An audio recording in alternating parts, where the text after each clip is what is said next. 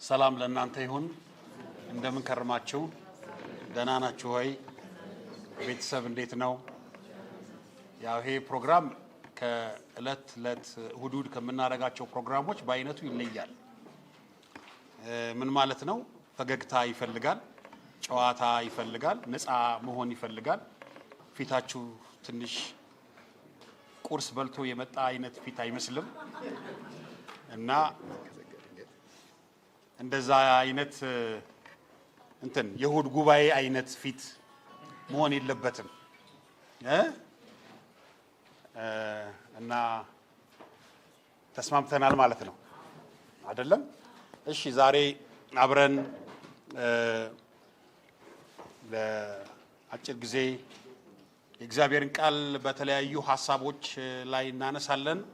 በዋናነት በፓወርፖይንቱ ስላይድ ላይ እንደምታዩት ግድግዳ ላይ በጋብቻ ውስጥ ጤናማ ግንኙነትን የመገንባት ጥበብ በሚል ርዕስ ነው የምናገረው። ያው እንግዲህ አንዱ በዚህ በቤተሰብ አገልግሎት ውስጥ 8 ዓመት ሆኖኛል እያስተማርኩ እያገለገልኩ ያለሁት።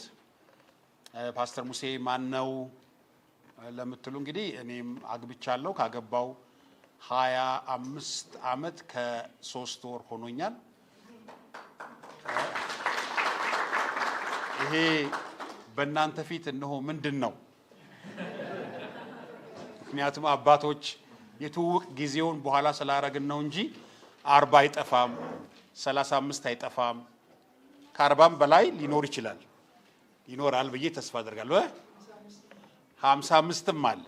እንግዲህ በኋላ 55ቶቹ ብዙ ነገር ትናገራላችሁ። መልካም ነገር ነው፣ ቀላል ነገር አይደለም። ትዳርን ለአመታት ይዞ ቆይቶ እዚህ መድረስ ቀላል አይደለም። 3 ልጆችን ጌታ ሰጥቶናል። 2ቱ ልጆቻችን በአሁኑ ሰዓት የዩኒቨርሲቲ ተማሪዎች ናቸው እና አንዷ ከኛ ጋር ናት ያለችው። ቤተሰባችንን እያገለገልን በአገር ውስጥም ከሀገር ውጭም በተለያዩ መድረኮች ላይ እግዚአብሔርን መንግስት እያጠቀምን እንገኛለን። ዛሬ እንግዲህ አንዱ በ25 ዓመት የትዳር የቤተሰብ አኗኗር ላይ ምንድን ነው ያገኘኸው ብትሉኝ እንደው ዝም ብሎ ቃል ለማካፈል መሆን የለበትም። ምክንያቱም ይሄ ከእሁድና ከሌሎቹ የቤተ ክርስቲያን ፕሮግራሞች ይለያል ብያቸዋለሁ። እኔ ህይወት ውስጥ የገጠመኝ ያየሁት እንዲሁም ደግሞ ባለፉት 6-7 ዓመታት ከ100 በላይ ሰዎች አማክሬያለሁ። ስለዚህ በእነዚህ ሰዎች ህይወት ውስጥም ያየሁትን የተማርኩትን አብረን እንማራለን እና ለዚህ ጥሩ ነው ብዬ የመረጥኩት የዚህ ፕሮግራም አዘጋጆች ሲሰጡኝ ይህን ፕሮግራም እኔ ጤናማ ግንኙነት ላይ ብናገር ደስ ይለኛል። ምክንያቱም ጋብቻና ቤተሰብ ብዙ ምናልባት በቴሌቪዥን በተለያዩ ፕሮግራሞች ታቁኝ ትችላላችሁ፣ ብዙ መናገር ይቻላል። ለዛሬ ግን ግንኙነት ላይ ሪሌሽንሺፕ ላይ ብናወራ፣ ምክንያቱም አንዱ ትልቁ ችግር የግንኙነት አድማስ መጎዳት ነው። በዚህ በገጠመኝ አንድ ጊዜ የሆነ ነገር ተናግሬ ትምህርቴን ጀምራለሁኝ። የዛሬ 2 ዓመት ይመስለኛል ደብረ ዘይት አካባቢ በአንድ ወንጌላውያን ቤተክርስቲያናት ሰፊ የጋብቻና የቤተሰብ ፕሮግራም ነበረንና በዛ የነበሩ አንድ አባት የ50 ዓመት የጋብቻ እድሜ ነበራቸውና በጣም ስለማረከኝ ባልና ሚስቱን አስቆምኳቸውና እንዴት እንደኖሩ እንዴት እንዳሳለፉ እንዴት ነው ይሄ በዚህ ግንኙነት ላይ እንዴት ነው 50 ዓመት ከአንድ ሰው ጋር መኖር የተቻለው የሚለውን ነገር እንዲያካፍሉን ስጠይቃቸው እኛ አባት በጣም ተጫዋች አባት ናቸውና እንዲህ ብለው ተናገሩ። እኛ 50 ዓመት እዚህ የደረስነው በቤታችን 2 በሬ ጠምደን ነው አሉኝ እና በጣም ተጫዋች ስለሆኑ እኔም እየሳኩኝ ደግሞ ምን አይነት በሬ ነው የጠመዱት ብዬ ደግሞ ጠየቅኳቸው ጉባኤ ላይ እና የመጀመሪያው በሬ ስም አለው፣ ሁለተኛውም ስም አለው አሉ። የመጀመሪያው በሬ ግን ስም መቻል ይባላል አሉ። ሁለተኛው የበሬ ስም ደግሞ መተው ይባላል አሉ እና መቻልንና መተውን ጠምደን ነው 50 ዓመት የደረስነው አሉ እና እግዚአብሔር አምላክ መቻልና መተውን ጠምደን እንድንኖር ይርዳን። ጊዜያችንን ጌታ እንዲባርክልን እንጸልያለን። ቅዱስ አምላክ ያው ጌታ እንደ ምህረትና እንደ ቸርነትህ መጠን ደግሞ ስለሰበሰብከን ደግሞ በቀጣዩም ጌታ እግዚአብሔር አምላኬ ሆይ በቤታችንና በህይወታችን ልትሰራ ስላለው ነገር በዚህ ልታስተምረን መንገድን ስላሳየህ እናመሰግናለን። ጌታ አምላካችን ሆይ ቅዱሱ መንፈስ እንዲያገለግለን እንድንተናነጽ እንድንገነባ በዚህም ቤት እግዚአብሔር አምላኬ በዚህ ሰዓት ላይ የተናጋ የተጎዳ ቤተሰብ ካለ ጌታ ሆይ እንድትጠግነው እንድትፈውሰው ጸልያለሁ። እግዚአብሔር አምላኬ ሆይ ደግሞ እኔን ተጠቅመህ አባቶቼ እናቶቼ እህቶቼን ወንድሞቼ እንድትጠቅም እቺን ቤተክርስቲያን ወዳየህላት ሐሳብና ፈቃድ እንድትወስዳት ጸልያለሁ። ጊዜያችንን አንተ ተረከብልን በጌታችን በመድኃኒታችን በኢየሱስ ክርስቶስ ስም አሜን። እንደምታዩት ከርሱ ጤናማ ግንኙነት ይላል እና ከዛ ጎን ለጎን ደግሞ እቺ ሁለተኛዋ የምታዩት ቢልዲንግ ሪሌሽንሺፕ የምትለዋ በዓላማ ነው እቺን ያስቀመጥኩት። መያያዝ ማለት ነው። መንፈሳዊ መያያዝ፣ ስነ ልቦናዊ መያያዝ፣ ማህበራዊ መያያዝ፣ ኢኮኖሚያዊ መያያዝ። አንዱ ትዳርን ረጅም መንገድ እንዳይሄድ የሚያደርገው ነገር ምንድነው? መያያዝ ሲጠፋ ማለት ነው። ዲስኮኔክሽን ሲኖር በመሃል ላይ የብዙ ነገሮች ችግር ይመጣል ማለት ነው እና እሱን ለማስወገድ ነው ይሄንን ስዕል የተጠቀምኩት።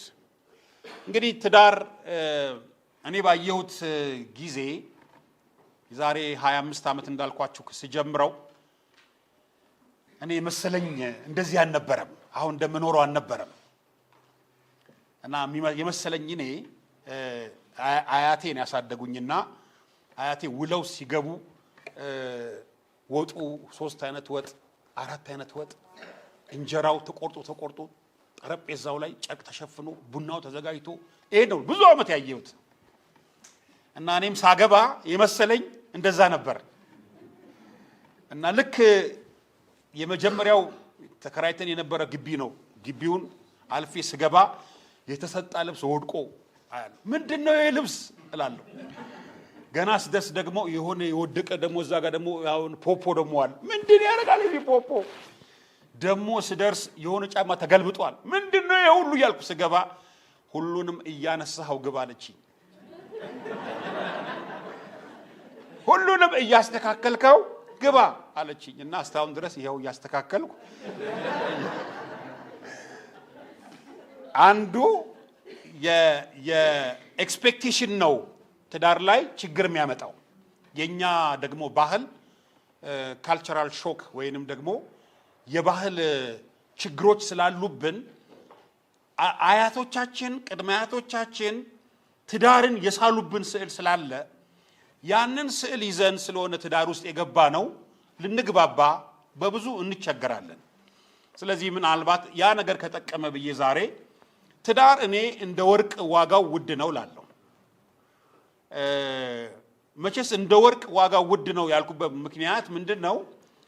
ሳይፈተን የሚቀረው ነው አይደለም። ወርቅ በባህሪው ደስ የሚል ነገር ነው። እናጌጥበታለን፣ እንታይበታለን። ደግሞ በአሁኑ ሰዓት ገንዘብን ከማስቀመጥ በላይ በወርቅ ለውጦ ማስቀመጥ ዋጋ ያለው ጊዜ ሆኗል። አሁን ከኢትዮጵያ ብር ይልቅ ዶላር ጥሩ ነበረ። አሁን ዶላርንም ገንዘብንም ከማስቀመጥ ይልቅ ወርቅን ማስቀመጥ አስፈላጊ ነው። ረጅም ዓመት ቢቀመጥ ዋጋው ይጨምራል እንጂ ወርቅ አይቀንስም። ትዳር ልክ እንደዛ ነው። እድሜ እየጨመረ ሲሄድ ዋጋው እየጨመረ ነው የሚሄደው፣ ኳሊቲው እየጨመረ ነው የሚሄደው። በእርግጥ በትዳር ውስጥ ደግሞ ማን ዋሻው ነገር ቢኖር ምንድነው? ትዳር ልክ እንደ ወርቅ በሳት ይፈተናል። በብዙ ማግኘት፣ በብዙ ማጣት፣ በጤንነት፣ በህመም፣ በብዙ የህይወት መንገዳገዱ ይፈተናል። ይሄ አይ ደርሶብኝ አያውቅም እኔ እንዳለሁ ነኝ የሚል ሰው ካለ አይጠፋም። አንዳንድ ሰው እንደዚህ እኔ ግን አልቀበለውም። እውነታው ያ ስላልሆነ እውነታው በእሳት የሚፈተን ህይወት ስላለን እና በዛ ውስጥ ግን ስንፈተን ዋጋችንን እየጨመረ ነው የሚሄደው። እግዚአብሔር ይመስገን።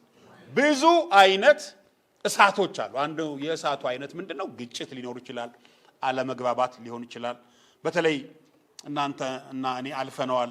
ገና ትዳር በተጀመረበት ከ0 ዓመት እስከ 7 ዓመት ይባላል ብዙ ግጭትና ብዙ ፈተና የሚበዛበት ጊዜ ነው። ያን ሁሉ አልፈን ነው እንግዲህ ብዙዎቻችን እዚህ የደረስነው ማለት ነው። ቢሆንም ግን ትዳር አሁንም መመረቂያ የለውም። ግራጁዌሽን ታይም የለውም። ማንም ሰው በትዳር አይመረቅም። ትዳር እንደ ወርቅ በቆየ መጠን ተፈላጊነቱ ይጨምራል።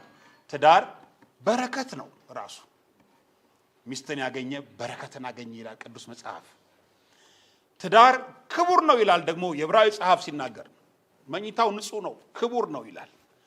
ትዳር ደግሞ እግዚአብሔር በምድር ላይ ስንኖር የሰጠን አንዱና ዋናው አደራችን ነው።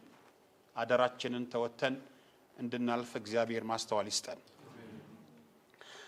ዛሬ እንግዲህ በዋናነት የምናነሳው የመጽሐፍ ቅዱስ ጥቅስ የሚገኘው በምሳሌ ምዕራፍ 24 ቁጥር 3 ላይ ነው። ያው ታስታውቃላችሁ፣ በጣም አምሮባችሁ ዘንጣችሁ ነው ያላችሁት። መጽሐፍ ቅዱስ አውጡ ግለጡ እያልኩ አላስቸግርም፣ እኔ ራሴ እገልጣለሁ። ምሳሌ ምዕራፍ 24 ቁጥር 3 ላይ ቤት በጥበብ ይሰራል በማስተዋል ደግሞ ይጸናል ይላል እና ይሄንን ቤት እኔም በህይወቴ ያየሁት ነገር ቢኖር ምንድነው? ለቤት በጣም ወሳኝ ነገር ማስተዋል የሚባል ነገር።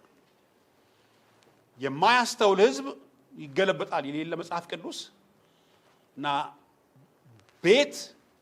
ቤታችንን የምንመራበት ዊዝደም ማለት ነው። ዊዝደም አደራረግ፣ አሰራር፣ አኗኗር። ታውቃላችሁ አንዳንድ ሰው በጣም ብዙ ገንዘብ ኖሮት ግን ጥበብ የለውም። በጣም ብዙ ገንዘብ አለው ባንኩ ላይ ምናልባት 4-5 ባንክ ላይ ከ30 ከ40 ሚሊዮን ብር በላይ ሊኖረው ይችላል፣ ግን ዊዝደም የለውም፣ ጥበብ የለውም። ጥበብ የሌለው ሰው ማለት የመጨረሻ ምስኪን ሰው በምድር ላይ እሱ ነው። ቤት በገንዘብ አይሰራማ። ቅዱስ መጽሐፍ ቢሰራ ኖሮ ይነግረን ነበረ። ገንዘብ ለቤታችን አስፈላጊ እንደሆነ አይክድም፣ አስፈላጊ ነው። ግን ቤታችን የምንሰራው ግን በዊዝደም ነው፣ በጥበብ። የመጀመሪያ በምድር ላይ ስንኖር ትኩረት የምንሰጠው ለቤታችን ነው። ቤቴን እንዴት እሰራለሁ? ቤቴን እንዴት ጠግናለሁ? ልጆቼን እንዴት አሳድጋለሁ? ትዳሬን ከዚህ ወደዛ እንዴት ወስደዋለሁ? የተሻለ ያማረ የደመቀ ውበት ያለው ትዳር በምድር ላይ ሆኖ እንዲያልፍ ምን ማድረግ አለብኝ ብሎ ማሰብን ይጠይቃል ማለት ነው ቤት። ይሄ ቤት የሚለው ቃል እንግዲህ በሁለት የእንግሊዝኛ ቃል ነው የሚጠቆመው። አንደኛው ሃውስ እና ሆም ይሉታል ሲጠሩት እና እንደምታዩት በዚህ ጋር አቅርቤዋለሁ። ሃውስ የሚለው ፊዚካል ቢልዲንግ ነው። ይሄ የምናየው ውጫዊው በአሸዋና በሲሚንቶ የሚሰራው ሃውስ ነው። ቤታችን ብለን ስናወራ ግን ሆም ነው። ላይፍ ስታይሉን፣ አኗኗሩን፣ የህይወት ዘይቤውን ቤታችንን ጥሩ የሚያደርገው እሱ ነው። እኔ ምን ተረዳው መሰላችሁ? እግዚአብሔር ትዳር ይሰጣል። የሰጠን ትዳር ግን ያለቀለት ትዳር አይደለም። ትዳሩን የሚገርማችሁ ወደ ጥሩ ደረጃ ማምጣት የሚችሉት ትዳር ውስጥ ያሉት ባልና ሚስት ናቸው።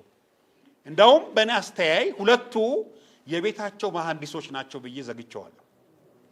ምህንድስና፣ ምክንያቱም ጥበቡንም ማስተዋሉንም ለስከሰጠን በኋላ ቤታችን የመስራት ኃላፊነት ያለበት እኛ ጋር ነው። የሰራነው ቤት ያማረ ግሪን ፓርክ ያለው ጋርደን ሳይሆን የሚሆነው ገነት ነው የሚሆነው። ያማረ ቤት ገነት ይሆናል። ያልሰራነው ቤት ደግሞ ገና ያልተገባበት በምድር ላይ ያልተለማመድነው ነገር ቢሆንም ግን በትንሹ የምናየው ሲኦል ማለት ነው። ሲኦል በማቃጠሉ በጣም ሌላ ነገር በማምጣቱ የሚታወቅ አይደል አንዱ ሲኦል። ስለዚህ ቤታችን የመስራት ኃላፊነት የማን ነው? በእድሉ ቤት የሚሆን ቤት የለም። ከፈለገ ቤት ይሁን ከፈለገ የራሱ ጉዳይ ልንለው አንችልም። ማቴዎስ 7:24 ላይ እሱን ነው የሚናገረው። ሁለት አይነት ቤቶች አሉ አለ። አንደኛው ቤት በአሸዋ ላይ ነው፣ አንደኛው ቤት በአለት ላይ ነው አለ። አየህ፣ ቤት የምንሰራበት ማቴሪያልን የምንመርጠው እኛ ነን።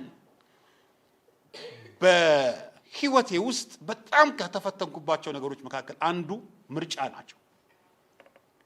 ምርጫ የምርጫ ፈተና እኔ የኢሴ ፈተና ተፈታኝ ነኝ የምወደው ባይብል ስኩል አለን አሁን የኛ ባይብል ስኩል 95% ጻፍ ነው ምርጫ የሰው ህይወት ፈተና መሆኑን በራሴ ስላየሁት መልቲፕል ቾይስ የሚባል ፈተና አልሰጥም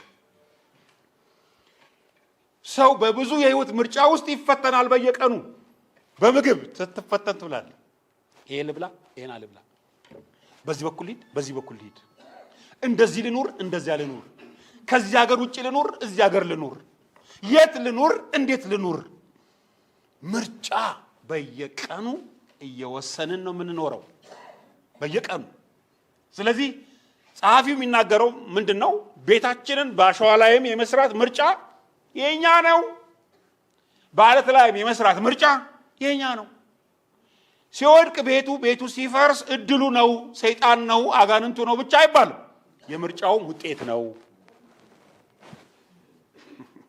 አይደለ ምርጫ በጣም የሚያናድደው አንዱ ባህሪው ምንድነው አቃው ነበር ያስብላል አቃው ነበር እኮ ልጄ የመጀመሪያ ልጄ የህግ ተማሪ ናት 3ኛ ዓመት የህግ ተማሪ ናትና ትደውልኛለች ያው የህግ ትምህርት አለው ምርጫ ብዙ የሚነበብ ስላለ እና ሁሌ ትቃጠላለች ታሳዝነኛለች አቃዋለሁ እኮ ተመሳሰለብኝ በቃላት እኮ ነው የሸወደኝ ይሄ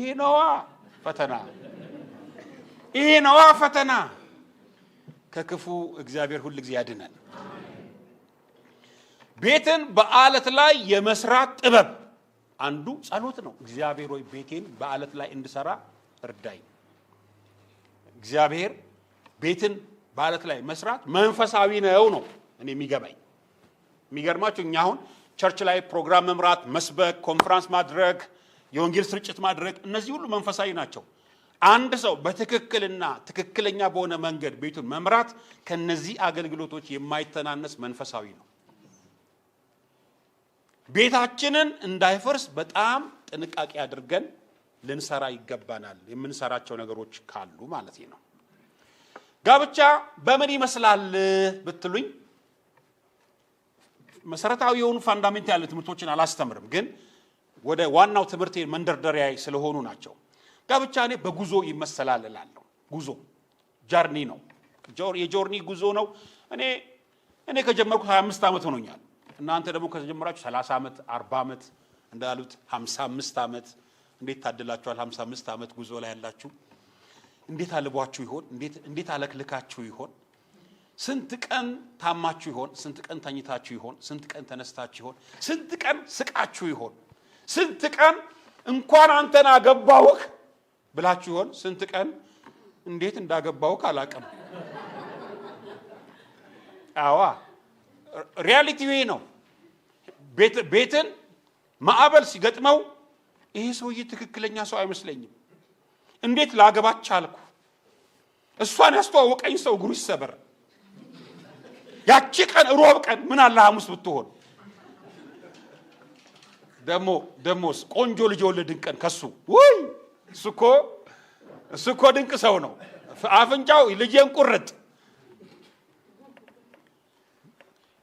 ትንቢተ አሞጽ ምዕራፍ 3 ቁጥር 3 ላይ በውኑ ሁለት ሰዎች ሳይስማሙ በአንድነት ይሄዳሉና ጉዞ ነው እና በጉዞ ላይ አንዱ ትልቅ የጠየቀው ነገር ምንድነው መስማማት unity the power of unity in a relationship is very important ጉዞ ብዙ ስሜትን የሚያስተናግድ ነው ለዚህ ነው ስታያቸው አባት እናት ወደ ኋላ የለውም ጉዞ ወደፊት ብቻ ነው የትዳር ጉዞ እና አንዳንዴ በትዳር ውስጥ የቆዩ ሰዎች ቤቱ ሲናጋና አብሮ መኖር ሲያቀታቸው የእግዚአብሔር ፍቃድ መሆኑን ለማጣራት ይሞክራሉ ከ15 ከ20 ዓመት በኋላ እና የእግዚአብሔርን ፍቃድ የመጠየቅ ቦታ ምን አድርጓል አልፏል ዘንድሮ የሚጠይቁ ሰዎች አሉ ግን እስቲ እግዚአብሔር ሰው ቼክ አድርግልኝ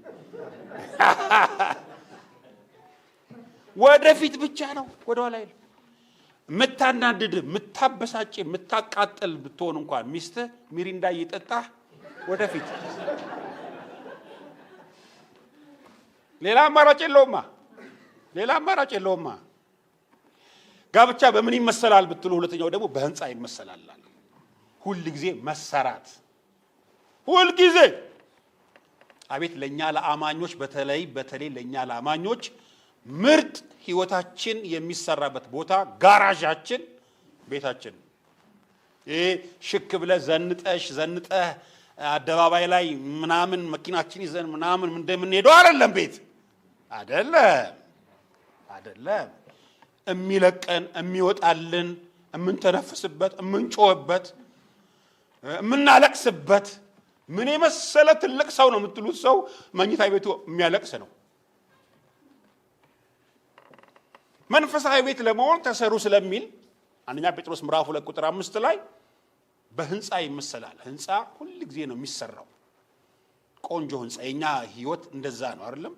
መንፈሳዊው ላይም ያተኮራል። ትዳራችን እንዴት ብንገነባው ይሻለናል? መቼስ እኛ ትዳርን እንዲገነባ ነው ሁሉ ጊዜ የምናስተምረው። እኔ በተለይ የማተኮረው ፕሪቬንሽን ላይ ነው። ፕሪቬንሽን ማለት ምንድነው? ፍቺ ላይ ያልደረሰ ትዳር ነው ቶሎ ህክምና የሚያስፈልገው። በጣም ብዙ ጉዳትና ፔን፣ ብዙ መገጨትና በጣም ብዙ ችግሮች የገጠሙት ትዳር ብዙ ጠባሳ ካለበት በጣም አስቸጋሪ ነው የሚሆነው። ባየሁት ኤክስፒሪየንስ ባየኋቸው ነገሮች። ስለዚህ ቶሎ ማዳን ትዳራችን በጣም ያስፈልጋል። በተለይ እድሜያችን እየጨመረ ሲሄድ ማቹር እያደረግን የምንሄደው አይደል? እየበሰልን የምንሄደው። እንደምታውቁት ቶሎ ድሮም የማይበስለው ማን ይመስላችኋል? ወንድ ነው ቶሎ የማይበስለው ነው የሚባለው። እንዴት አድርጎ እንደጣደን አላውቅም። ለዚህ ነው ገና በጮኝነት ጊዜ ላይ ወንድ ልጅ በእድሜ ቀደም ብሎ ሴት ልጅ እንዲያገባ የሚደረገው ባህል ሆኖ አይደለም። የ7 ዓመት የ8 ዓመት ሚኒመም 5 ዓመት ዲፍረንስ እንዲኖር የሚደረገው ቶሎ ሙከክ ብሎ ወንድ አይበስልም ስለሚባል። እንግዲህ አሁን ደግሞ እድሜያችን እየጨመረ ሲሄድ ብስለት በጣም ይጠይቀናል ማለት ነው። ስለዚህ ቤታችን ብስለታችንን፣ ህይወታችንን፣ ባህሪያችንን ማንጸባረቂያ መሆን አለበት። ለዚህ ይጠቅማል ብዬ 3 ዋና መሰረታዊ የግንኙነት አውታሮችን ዛሬ አብሬያችሁ ከእናንተ ጋር አወራለሁ። አንደኛው መንፈሳዊነትን መገንባት፣ ሁለተኛው ግንኙነትን መገንባትና ሶስተኛ ተስማሚ ባህሪን መገንባት በሚሉ እነዚህ 3 ዋና ነጥቦች አነሳላችኋለሁ። የመጀመሪያው መንፈሳዊነትን መገንባት ስንል ምን ማለት ነው? መቼስ እኛ የመጀመሪያው አማኞች ነን። ከጋብቻችን በፊት ወደኛ ህይወት ውስጥ ያለው ጌታ ነው። መጀመሪያ የሚያስጨንቀን እንዴት አድርጌ ከሰው ጋር እንደምኖር ሳይሆን እንዴት አድርጌ ከጌታ ጋር እንደምኖር ነው መጀመሪያ የሚያስጨንቀን። ከጌታ ጋር በትክክለኛ ለመኖር የቻለ ሰው ከጎኑ ካለው የትዳር አጋሩ ጋር ለመኖር አይቸገርም። ሂሳቡ እሱ ነው። ስለዚህ እነዚህ ያስቀመጥኳቸው ከላይ በጣም ወሳኝ ነጥቦች ላሉ፣ አንደኛ ትጋት፣ ጸሎት፣ መንፈሳዊ መጣበቅ፣ ማፍራት፣ ጌታን መከተል፣ መኖር፣ መምሰል፣ መታዘዝ እና ቃሉን ማጥናት በእነዚህ መንፈሳዊ ግንባታ ላይ ትልቅ አስተዋጽኦ አለው ብዬ ነው የማስበው። ባደረኩት መለስተኛ ጥናት ሰርቬይ ከ100 ሰዎች ውስጥ ግጭት ሲነሳ አብዛኛው የግጭት መነሻ መንፈሳዊነት የጎደለው ህይወትና ትዳር መሆኑን ስላየሁኝ ነው መንፈሳዊነት መቅደም አለበት ያልኩት። አብሮ መጸለይ፣ አብሮ እግዚአብሔርን ቃል ማጥናት፣ አብሮ ቤተክርስቲያን መሄድ፣ አብሮ ማምለክ የአምልኮ ፕሮግራሞችን መካፈል የአብሮነት ህይወት ላይ አስተዋጽኦ ትልቅ ነው። እኛ አሁን ብዙ አይታየንም። ሚስት ከቸርች ስትቀር፣ ወንድ ከቸርች ሲቀር፣ እኛ ሀገር እንኳን እግዚአብሔር ይመስገን አብዛኛው ሰው እሁድ ላይ ነፃ ነው። በአደጉት ሀገር አሁን አስቸጋሪ ነው። አሜሪካ ነገር አንድ ቤተሰብ ቸርች ሳይሄድ 3 ወር ሊሞላው ይችላል። ወደው አይደለም፣ የሥራ ሲስተሙ፣ አኗኗሩ፣ ዘይቤው ካቅማቸው በላይ ስለሚሆን ተገደው ነው። እኛ ሀገር ግን እሁድ ቸርች ለመሄድ በሳምንቱ አጋማሽ አብሮ ቸርች ለመሄድ መጣር አለበት። እነዛ አስተዋጽኦ አላቸው ነው የምለው። እነዛ እንደ ቀላል ሊታዩ አይችሉም። በመዝሙር 133 ላይ እንደምታውቁት የህብረት ትርጉም ትልቅ ቦታ እንዳለው ወንድሞች በህብረት ቢቀመጡ ነው መልካም ነው ይላል። ህብረት ዩኒቲ ፌሎሺፕ በጣም አስፈላጊ ነው። አብሮ መጸለይ፣ አብሮ የእግዚአብሔርን ቃል ማጥናት መንፈሳዊ መገንባት ነው። መንፈሳዊ መገንባትን ትዳር ላይ አስፈላጊ ነው እያልከን ነው? በሚገባ የቤተ ክርስቲያን የጉባኤ ፓስተሮች መሪዎች ሊኖሩ ይችላሉ። በቤታችን ግን በመንፈሳዊ ነገር ቀደም ያለ ሰው መሪ ነው። በመንፈሳዊ ነገር ቀደም ያለ ሰው ለምሳሌ ባል ስፒሪቹዋል በጣም ካልሆነ ኢማቹር ካልሆነ መንፈሳዊነቱ በደንብ ካልገነባ ሚስት የጠነከረች ከሆነች ባልን የምታጠነክረው እሷ ናት። ልትደመጥ ልትሰማ ይገባል። በመንፈሳዊ አቅጣጫው እግዚአብሔር በዛ ነገር ላይ ካበቃት ጥሩ አብራ የምታግዝ ደቀ መዝሙር ነው የምትሆነው። ቤታችን ላይ መንፈሳዊነት የተሸረሸረበት ነገር ካለ ሌሎች ነገሮች ከዛ ነው የሚመጡት። መጽሐፍ ሲናገር የጥበብ መጀመሪያ እግዚአብሔርን መፍራት ነው ይላል። የጥበብ መጀመሪያ። ስለዚህ አንድ ሰው እግዚአብሔርን መፍራት ካጣ ሌሎች ነገሮቹ ቀላል ናቸው። ሌሎች ነገሮችን ለማፍረስ ሰው ማይቸገረው የመጀመሪያው ነገር ካፈረሰ ቀላል ነው። እግዚአብሔርን ግን የመጀመሪያ አድርጎ የሚፈራ ሰው ካለ በህይወቱ ላይ ለመንፈሳዊ ነገር በጣም ጥንቁቅና ማስተዋል ያለበት ነው የሚሆነው። ታውቃላችሁ ሐዋርያ ጳውሎስ 3 አይነት ሰዎች አሉ ይላል በመጽሐፉ በራሱ በሙሉ የሥነ መለኮት ምህዳሩ ላይ። አንደኛው ተፈጥሯዊ ሰው ናቹራል ማን ይላል። ሁለተኛው ስጋዊ ሰው ካርናል ማን ይላል። ሶስተኛው መንፈሳዊ ሰው ስፒሪቹዋል ማን አሉ። እነዚህ 3 ሰዎች አሉ ይላል አይደል? ያ ማለት ነው ምሳሌ ምዕራፍ 1 ቁጥር 7 የጥበብ መጀመሪያ እግዚአብሔርን መፍራት ነው ማለት እሱ ነው። እኔ በዚህ በ3 ነገር አጠቃልለዋለሁ መንፈሳዊነትን መገንባት ማለት። ይሄ ለሁሉም ይሰራ ይችላል። በኖርማሉም በቤተ ክርስቲያን ፕሮግራሞች ላይ መንፈሳዊነትን ስለ ማጉላት ካወራን የመጀመሪያው የምናነሳው ስር መስደድ ነው። ቆላስይስ ምዕራፍ 2 ቁጥር 7 ላይ ስር ሰዳችሁ በእርሱ ታነጹ ይላል።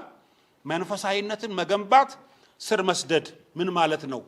ከእግዚአብሔር ቃል ጋር አኳይንትድ መሆን፣ በጣም መያያዝ፣ የእግዚአብሔር ቃል ማጥናት፣ ባይብል ስተዲ ማድረግ፣ መጽሐፍ ቅዱስን ስናጠና ህይወታችን ራሳችን በመመልከት የህይወታችን ስርና መሰረት ማን መሆኑን ሁሉ ጊዜ መፈተሽ ጥሩ ነው።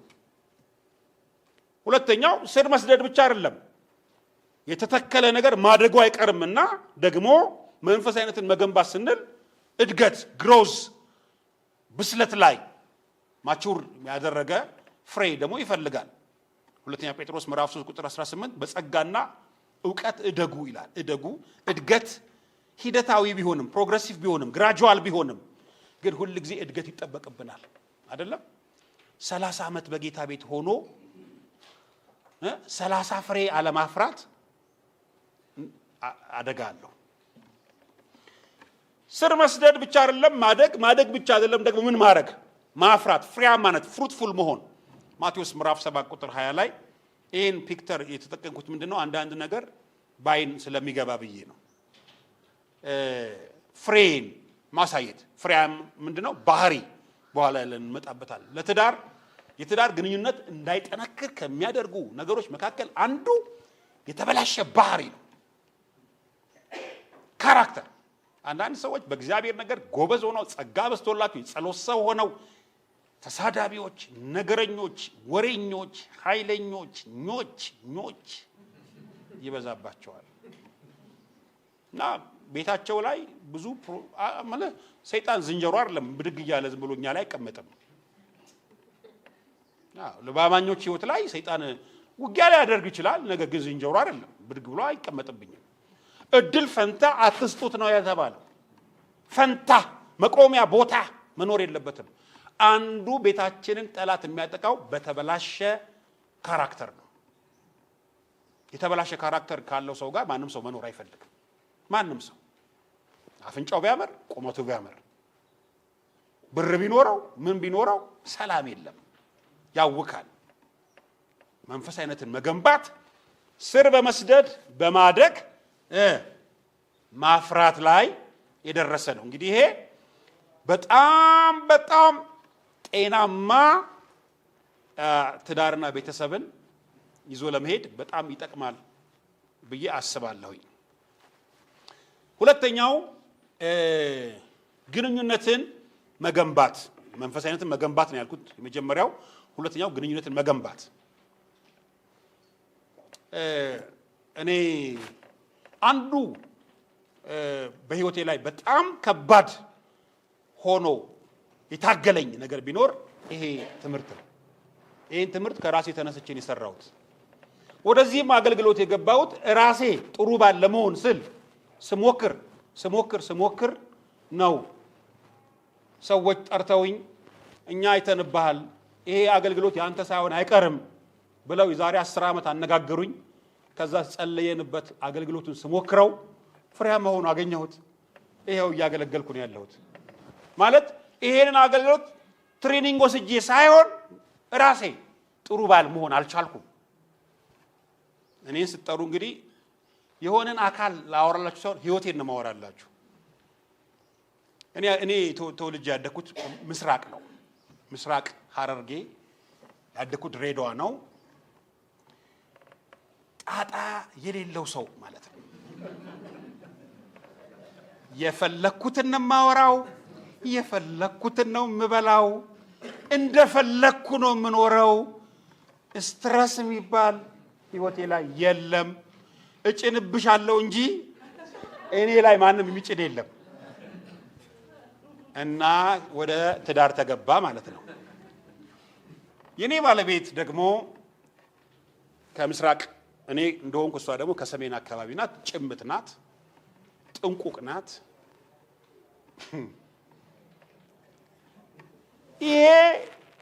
ይሄ ሰው ወደ ትዳር ከእንደዚህ አይነት ሰው ጋር ሲገባ ምን ሊሆን እንደሚችል ስሉ ላሳያችሁ። እኔ ሳድግ ቁርስ እኛ ቤት ከበላን ምሳ የት ነው የምትበላው ተብሎ አይጠየቅም። ድሬዳዋ አካባቢ ያገኛችሁበት ቤት ነው የምትበሉት። እሱ ብቻ አይደለም፣ ምግብ ሲበላ እኛ ሀገር ከፊት ለፊት ስትጨርስ ሰው ፊት ለፊት ሄደ መብላት መብት ነው። ከፈለክ ከዓለም እንዲህ ትዞራለች ብለህ ምግቡን ማዞር ትችላለህ። የሚታዘብ ሰው የለም። ሁሉም እንደዛ አድርጎ የሚበላ ነው። እዚህ ጋም እዛ ጋም ዓለማትን መዞር ይቻላል። ወደ ትዳር ስትመጣ ይሄ ክልክል መሆኑን ሰማሁ። ነውር ነው አሉኝ። ከፊቴ ያለውን ብቻ ወስጄ ባልጠግብም ውሃ ጠጥቼ ጸጥ ማለትን ተማርኩ። አቤት እንዴት ያስጨንቃል! ግንኙነት ለሌላው ሰው መኖር ነው። ለማን መኖር ነው? ለሌላው። በአገልግሎትም፣ በሊደርሺፕም፣ በቤተ ክርስቲያን ፕሮግራሞችም፣ በሁሉም የአገልግሎት መስኮቻችን ላይ ግንኙነት ማለት ለሌላው ሰው መኖር ነው።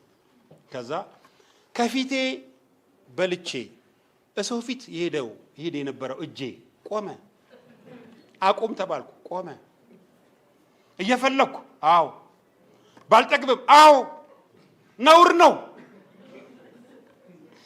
ካልቸራል ሾክ ማለት ምንድን ነው? ያደጋችሁበት ቤት፣ ኑሮ፣ ቤተሰብ በትዳር ውስጥ ስንመጣ ሊያመጣ የሚችለው የግንኙነት ችግር ማለት ነው። ይሄንንም ነግራችሁ አብዛኛው ሰው በትዳር ህይወቱ ላይ የገጠመው የግንኙነት ችግር ከአስተዳደጉ ጋር የተገናኘ ነው። ቼክ ዩርሰልፍ፣ ስሩ ራሳችሁ ላይ። ይሄን እምላችሁ የተጠና ጥናት የተሰራ ስራ ነው። ቁጭ ብዬ ራሴን ስመለከተው አስተዳደጌ፣ ያደግኩበት ማህበረሰብ እኔ ሲጀመር ድሮም ጌታን ጠይቄው ነበረ። እኔ ባክን ጌታ ከዳርኬ ላቀር የሐረር ልጅ ወይ ድሬዳዋ ልጅ ብየው ነበር። በቃ አንድ አይነት እንዲሆን ለምኛው ነበረ። መንፈስ ቅዱስ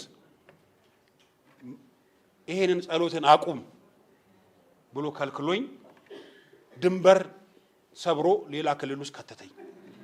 ሊሰራኝ ስለፈለገ ነው። ዝርክርክ ሆኜ እንዳልኖር። ዝርክርክ ማለት የኔ ህይወት ዝርክርክ ነበር። ምንም ፎርምለስ ማለት ነው። ፎርም የምትይዘው በግንኙነት ነው።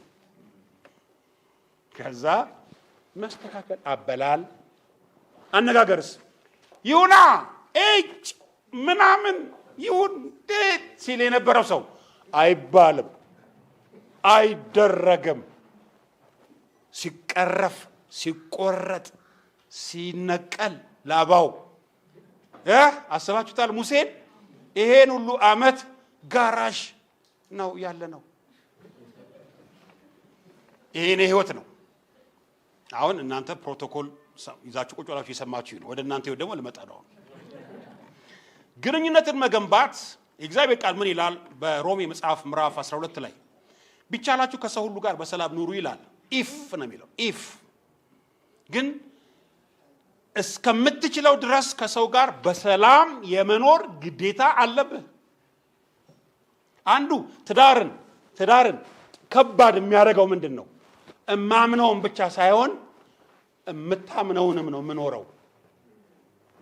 ይሄ አሁን ታያላችሁ የኛ ክርስቲያኑ ማህበረሰብ ላይ እንዲህ እኔ እንደምረዳው እኔ እንደማምነው የሚል ሰው ይበዛል። ማለት ወንጌላዊ ቤተ ክርስቲያናት ሆነን ዶክትሪናችን ቪዚብል ነው፣ ይታወቃል። 12 ዶክትሪን ያለን ትምህርታችን ይታወቃል። ዋና አጥቢያችን ይለያይ እንጂ አንድ አይነት ነን። ግን እኔ እንደማምነው ይላሉ። ምን እናምናለን? አንድ አይነት ነው የምናምነው። ግን በሽታው አለ። እኔ እንደማምነው ይላል ተነስቶ አንዱ ሰው። ምን ታምናለህ? የተለየ ነገር ታምናለህ? ከባይብል ውጭ ታምናለህ? የመጀመሪያው ነው እነዚህን ሐሳቦች እንዲያዙ ብዬ አስቀምጫቸዋለሁ። ሁሉም ናቸው። የመጀመሪያው ግንኙነትን ለመገንባት የሚያስፈልገን መግባባት ነው። ኮሚኒኬሽን ራሱ ግንኙነት ኮሚኒኬሽን ስለሆነ እና ምን ማለት ነው? ኮሚኒኬሽን ወይንም ደግሞ ተግባቦት በትዳር ውስጥ ማመን፣ ማክበር፣ ሌላውን መረዳት የሚጠይቅ ነው። ሌላውን መረዳት እነዚህ ሰዎች ስታዩዋቸው እነዚህ ሰዎች ዝም ብሎ ሰዎች እንዳይመስሏችሁ ለማውራት እየሞከሩ ነው፣ ግን ተጠልፈዋል። ይሄንን አካል የጠለፈው ስልክ ነው። ይሄን የጠለፈው ታብ ነው። ይሄ ለማን ያወራል? ለሁለቱም። ማን ይሰማዋል? ግንኙነት ላይ ከባዱ ነገር አለመደማመጥ ነው። ባለቤቴ ኪችን ሆና አንዳንድ ቀን ታወራኛለች። እኔ ሳሎን ሆኜ ኮምፒውተር ይዤ እቀመጣለሁ። ብዙ ጊዜ እንደዛ ነው ባህሪ እና አሁን አሻሽያለሁ። ያለው የተለወጠ ነገር እንዳለ አውቃለሁ። እንደዚህ ገብቶ በዛ ወጥቶ ስትለኝ አዎ ሊሆን ይችላል፣ ምናልባት እኔ እንጃ፣ አልመሰለኝም፣ ምኑን አላውቀውም። ኦልሬዲ ምን እያረኳት አይደለም። የሚስቶች የመጀመሪያ ጥያቄ ባሎች እንዲሰሟቸው ነው። ሁለታችሁንም ሚዛናዊ በሆነ መንገድ ልናገር። ይሄም ጥናት ነው። እህቶችም ወሬ ታበዛላችሁ። ይበዛል ማለት ኦቨርዶዝ ነው። ወንዶች ባሎች የሚሰሙት አታቆምም እንዴ? ጀመራት እንግዲህ በምን አመካኝቼ ለያት ይላል በልቡ። እሷ ደግሞ አለመደመጧ ፍቅር እንደቀነሰ ይሰማታል። ይህ ሰውዬ እኔን ተሰለቻችን እንዴ? ሌላ አሰበ እንዴ? ትላለች። ሌላ እኮ አላሰበም፣ ግን ምን በዝቶበት ነው ማለት። ይሄ ለማሰጣት ብያለሁ የምነግራችሁ። በተፈጥሯችን አሁን ሚስቶቻችን ወፍጮ ቤት ሲሄዱ ቀበሌውን ሁሉ ነው በአንድ ጊዜ የሚያውቁት። ማን እንደሞተ፣ ማን ሊሞት እንዳለ፣ ማን እንደተወለደ፣ የጤፍ ዋጋ፣ ገብሰኛው፣ ሚጥሚጣው፣ በርበሬው፣ ኤቭሪቲንግ እሱን ሁሉ አምጥተው ለሱ። ይገርማል። ቁጭ በልና ስማኝ። መስማት አይፈልጉም ወንዶች። የወንዶች ትልቁ ችግር ምንድን ነው? ኮምፕሊትሊ ጆሮአቸው ምን ያደርጋሉ? ይዘጋሉ። ልክ አይደለም። በመጠን እህቶችም አውሩ፣ ወንድሞችም በመጠን ስሙ። ግንኙነታችን ተቀራራቢ መሆን አለበት። ቀበሌ ውስጥ አላስፈላጊ ስለሆኑ መረጃዎች መስማት ላይጠቅመኝ ይችላል። እንደማይጠቅመኝ ነግሪያት መርጣ እንድትነግረኝ ጠይቃታለሁ። መርጣ እንድትነግረኝ። ለዚህ ነው አንዳንድ ባሎች ዝም በይ ይላሉ ሚስቶቻቸው። ዝም በይ ዝም አይደለም ትላለች እሷ። ዝም በይም ትክክል አይደለም፣ ምክንያቱም መደመጥ አለባት። ይሄ የግንኙነታችን ችግር ነው። ስለዚህ ሚስቶች ብዙ ጊዜ አሁን በግል ብትጠይቋቸውና ብታወሯቸው ባሎቻቸው ፊት ብዙ ማያወሩት የሚወራ ሰብስታንስ ስለሌላቸው አይደለም፣ ባሎቻቸው ስለማይሰሟቸው ነው። እሱ አይሰማም። እንደውም ሚስቶች ብዙ ጊዜ የሚያወሩት ለባላቸው ጓደኛ ነው። ጓደኛውም የሚሰማው ምርጥ ወሬ አግኝቶ ሳይሆን በይሉንታ ነው። የሚስቱ የጓደኛው ሚስት ስለሆነች። መጠን መግባባት በጣም መጠን ያስፈልገዋል። ሪጀክሽን አንዱ ትዳር ላይ ከባዱ ነገር መሰላችሁ። ትዳር ውስጥ ያሉ ሰዎች ባይዘው ወይ ስላልተመረመሩ ነው እንጂ አንዳንድ ሰዎች ዲፕሬሽን አላቸው፣ አንዳንዶች ስትረስ አላቸው። እኛ የምናያቸው የሚታዩ በሽታዎች ናቸው። ግንኙነት ሲበላሽ የሚያመጣው ሳይኮሎጂካል ህመሞች፣ ዳሜጆች ከፍተኛ ናቸው። አለመደመጥ፣ ሚስቶች አለመደመጥ፣ በባሎች አለመደመጥ ህመም ያመጣል። ፔይን አለው። አንዱ መውደድ ብዬ ነው የማስበው ሚስቴን ማድመጥ ነው። አንዳንድ ሚስቶች ባሌ ጊዜ አይሰጠኝም ይላሉ። ለምሳሌ እንዴ ይጠይቃሉ። ሌሊት አብረን አደርን፣ ጠዋት ወደ መስሪያ ቤቷ ወሰድኳት በመኪና፣ ምሳ ሰዓት መጥቼ ምሳ አብረን በላን፣ 11 ሰዓት ተኩል ጠብቄ ከመስሪያ ቤት አመጣኋት፣ ከዚህ በላይ ጊዜ አለ ወይ ይላል። ይሄንን የመንግስት ትራንስፖርትም ይሰራዋል፣ ይሄንን ገንዘብም ይሰራዋል። እሷ ጊዜ የምትፈልገው ምንድን ነው? ውስጧ ያለውን ነገር እንድትሰማት ነው። ስለዚህ አንዳንድ ጊዜ እስቲ ውስጥሽ ምንድን ነው ያለው አውሪ፣ እስቲ ተንፍሽ እንድትሉ አደራ ላለው ባሎች። ሁለተኛው የግንኙነት ግንባታ መውደድ ነው፣ መዋደድ። ባሎች ሆይ ሚስቶቻችሁን ውደዱ ተብሎ ተጽፏል። ጥያቄ ያቀርባለሁ። የእግዚአብሔር ቃል ለወንድም ያስቀመጠው ነገር አለ። ባሎች ሆይ ሚስቶቻችሁን ውደዱ ካለ ብቻ አይልም። ሴቶችም ደግሞ ሚስቶች ሆይ ባሎቻችሁን ለባሎቻችሁ ተገዙ ይላል። መገዛት ይበልጣል፣ መውደድ ይበልጣል። ከሁለት ሰው ነው መስማት የምፈልገው። እንዳልኳችሁ ጉባኤው ተጫዋች፣ የሚስቅ፣ የሚያወራ መሆን አለበት። ወታደራዊ ቀጠና ውስጥ አይደለም ያለ ነው። የሚፈርድብን የለም። መገዛት የሚበልጣል የሚል ሰው መውደድ፣ ለመውደድ ማስረጃ መውደድ ለምን መውደድ ሆነ?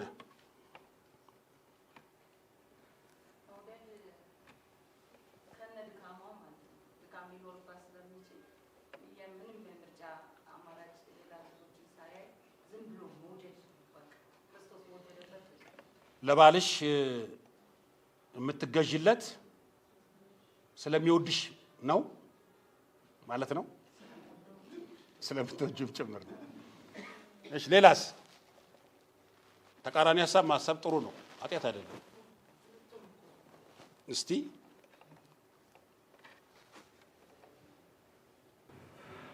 መውደድ ያው ቤተክርስቲያን ክርስቶስ እንደወደዳት ባል ሚስቱን ወከን በምንዋ የማይገባትም ይወዳታል። መገዛትም ደግሞ እግዚአብሔርን ስለምንወደው አምላካችን ስለሆነ እንደምንገዛ ሁሉ ባላችን ምንም ቢሆን እሺ ሐዋርያው ጳውሎስ በኤፌሶን ምዕራፍ 5 ላይ ሲያስቀምጥ አንዱ የተሻለ ሆኖ ሳይሆን ወይንም ደግሞ አንዱ ያለ አንዱ ይበልጣል ከአንዱ ይበልጣል ለማለት ሳይሆን ሁለቱም ተደጋግፈው የሚቀጥሉ እንጂ አንዱ ከአንዱ የሚበልጡ ስለሆነ አይደለም። ለወንዶችም የተሰጠው መውደድ ለሚስቶችም የተሰጠው መገዛት እርስ በርስ ተደጋግፈው የሚቀጥል እንጂ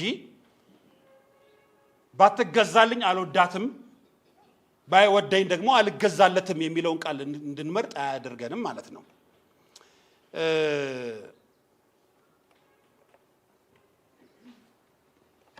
መውደዱን መግለጽ የሚችልበት መንገድ ምንድን ነው? የኛ ሀገር ባህል የኢትዮጵያውያን የአበሻ ማህበረሰብ ባህል ስውር ድብቅና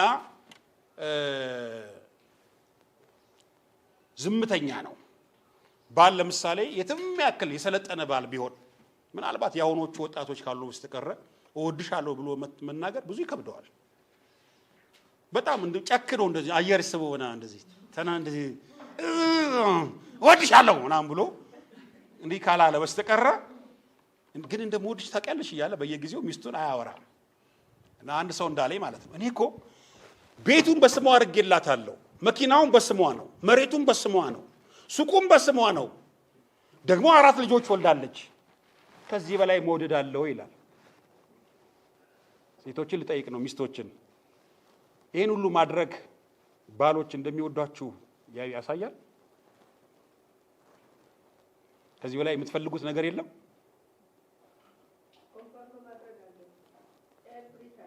ኤቭሪ ታይም ታንክ ዩ በቃ መላሽ አያሳጣኝ።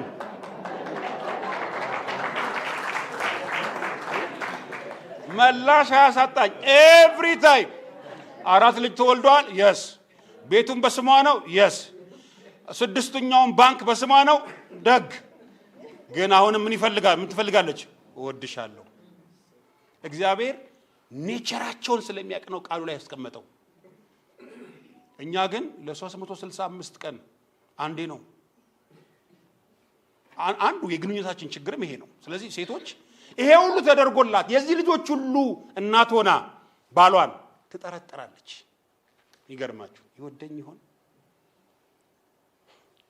ይወደኝ ይሆን? ወድሻለሁ ብሎ አያወራትማ። ይወደኝ ይሆን? አብረው ያሳልፋሉ፣ ይበላሉ፣ ይጠጣሉ። እና አንዳንዶቹ እንደውም ዘመናዊ ከሆኑ ይጠይቃሉ። ትወደኛለህ ይላሉ አፍጥጠው። እሱ እናስ እወድሻለሁ አይልም። እናስ ታዲያስ ምን አስበሽ ነው? ምን አሉሽ? ወደ ነገር ነው የሚቀይረው። ወደ ነገር ይቀይረዋል። አንቺ ሴትዮ ነገር ጀመርሽኝ ይላል። ሚስቶቻችን ሁል ጊዜ እወድሻለሁ ማለት በቃ የሚፈለግ ነገር ነው። አሁን ለቆያችሁ አባቶች ትንሽ ያስጨነቅ ይችላል። ምን አይነት ልጅ ነገር ሄደው ዛሬ ደግሞ የመጣው። መውደድ ምርጫ አይደለም፣ መገዛት ደግሞ አክብሮታዊ ነው። ምሳሌ ምዕራፍ 31 ላይ እኮ ያለች ያቺ ሴት ድንቅ የተባለች ሴት አንዱ ባህሪዋ ባሏን በጓደኞቹ ፊት የምታከብረው ናት። ሪስፔክት። እና አንዳንድ ሚስቶች አሁን ጥያቄ ያነጣል። ባሌ ክብር ይወዳል ይላሉ። አዎ ምንም ጥያቄ የለውም። ክብር ሻለቃ መሆን ኮሎኔል መሆን ፈልጎ እኮ አይደለም። እግዚአብሔር ሲፈጥረው እሱ ውስጥ ያስቀመጠው ነገር ነው። ሪስፔክት ነው። መገዛት ማለት ይሄ ሲገባ ጫማውን ማውለቅ፣ ሻንጣውን መሸከም፣ እሱም መሸከም አይደለም። እኛ የምናወራው መገዛት ሐሳቡን ማክበር፣ ክሬዲት መስጠት፣ ቤቱን ለሚመራበት አስተሳሰብ ዋጋ መስጠት፣ ባሌ እንዳለው እሱ እንደተናገረው የሚለውን አክሬዲሽን እውቅና ሪኮግናይዝ መደረግ ይፈልጋል ነው። ባል ዲቮርስ ያደረጉ ባሎችን ጠይቄ ያውቃለሁኝ። አንዱ ትልቁ ችግራቸው ሚስቶቻቸው ሐሳባቸውን ሪስፔክት አያደርጉ እና አንዳንድ ሴቶች ደግሞ ሳያውቁት ለምዶባቸው ግን የሚያበዙ አሉ።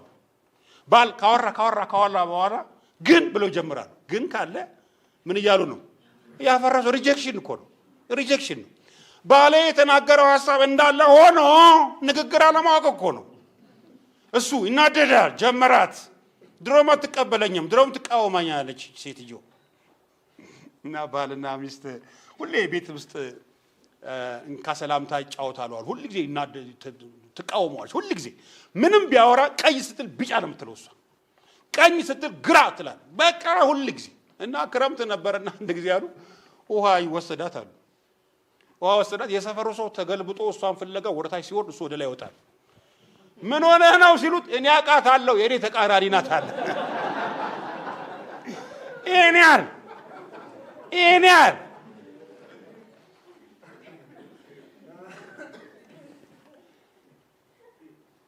ስለዚህ ሶስተኛውን ደግሞ ግንኙነትን መገንባት መተማመን ነው። ሶስተኛው መተማመን ነው። እቺኛዋ በተለይ በጣም ጥሩ ሐሳብ ናት። እቺ የትረስት መሰረት ትሩዝ ነው። የመተማመን መሰረት እውነት ነው። አንድ ትዳር መጀመሪያ መኖር ያለበት ለእውነት ነው። ማይተማመኑ ሰዎች አሉ። አሁን ቸርች ውስጥ ገጥሞኛል። ለምን ሳምሽው አሳሳምሽ ጥሩ አይደለም፣ ብሎሻል፣ ቅድስትዬ ወይንሸትዬ ብሎሻል፣ ለምን ጨመረ፣ የኔ ብቻ ነው ጦርነት ቤት ውስጥ ለምን ጨመረ፣ ፓስተርዬ ለምን አለችህ፣ ለምን አለች፣ ፓስተር አይበቃም ወይ ነገር አለ ማለት ነው። ነገረኛ ሰዎች ትዳራችን ያልሰነበተው በዚህ ምክንያት ነው። አንተማመንም። ስለዚህ የሆነ ችግር አለ ማለት ነው። አይቻታለሁ እንዴት አድርጋ እንዳቀፈችህ ቤት ገብታ እኮ እንዴት ወገብህ እንደያዘችህ አይቻታለሁ፣ አላምንህም።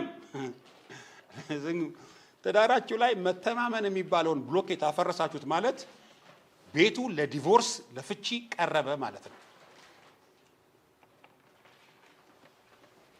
ስለዚህ a key part of relationship ዋናው ቁልፍ መተማመን ማለት ምን ማለት ነው? ሆነስቲ ነው። ስለዚህ መተማመን ማለት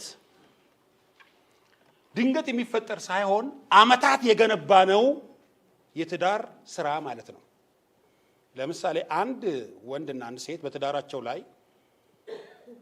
በስህተት አንዲት ሴት ከሌላ ወንድ ጋር በኃጢአት ብትወድቅ በጣም አደገኛ የሚሆነው መውደቁ አይደለም። እሱ እኮ ይቅርታና ንስሐ እኮ ሊመጣ ይችላል። ማመንን መመለስ ይከብዳል። አያችሁት? ይቅርታ አድርጌያለሁ ይላሉ ሰዎች፣ ንስሐም ገብቷል፣ እግዚአብሔርም ይቅር በላ እኔም ደግሞ ይቅር ብያለሁ ካሉ በኋላ ግን ማመን አቃተኝ ይላሉ። ለምን? ያ ማመን የተገነባው በአንድ ቀን ሳይሆን በአመታት ስለሆነ ነው። ስለዚህ ሁሉ ጊዜ ግንኙነታችንን እንዳይበላሽ መተማመናችንን እንዳይነካ ማድረግ መቻል አለብን። አስባችኋል? ባለቤቴ የት ነው የምትቆመው? የት ነው የምትሄደው? ከማን ጋር ነው የምትሄደው እያልክ የምታስጨንቀኝ ቢሆን ማገልገል አልችልም። ጸጉር ቤት ስትሄድ ጸጉር ቤት በር ላይ ይቆም የነበረ ሰው አውቃለሁ እኔ፣ ይጠብቃት የነበረ ሰው። ጤፍ እሱ ይሸምት የነበረን ሰው አውቃለሁ። አስቦላት አይደለም፣ ማመን አቅቶት ነው። ከማሰብ ሸክሟን ከማቅለል ተነስቶ ጤፍ መሸመት በጣም ጥሩ ነገር ነው። ግን ስትወጣ ሌላ ወንድ ጋር ነው የምትወጣው የሚለው ሐሳብ አእምሮ ስላለ እሱ ጤፍ ይገዛል፣ ሽንኩርት ሁሉ ይገዛል፣ በርበሬ ይገዛል፣ ማይገዛው ነገር የለም። ይሄን የሚያደርገው ደስ ብሎት አይደለም፣ ማመን አቅቶት ነው። ጸጉር ቤት አይስባል።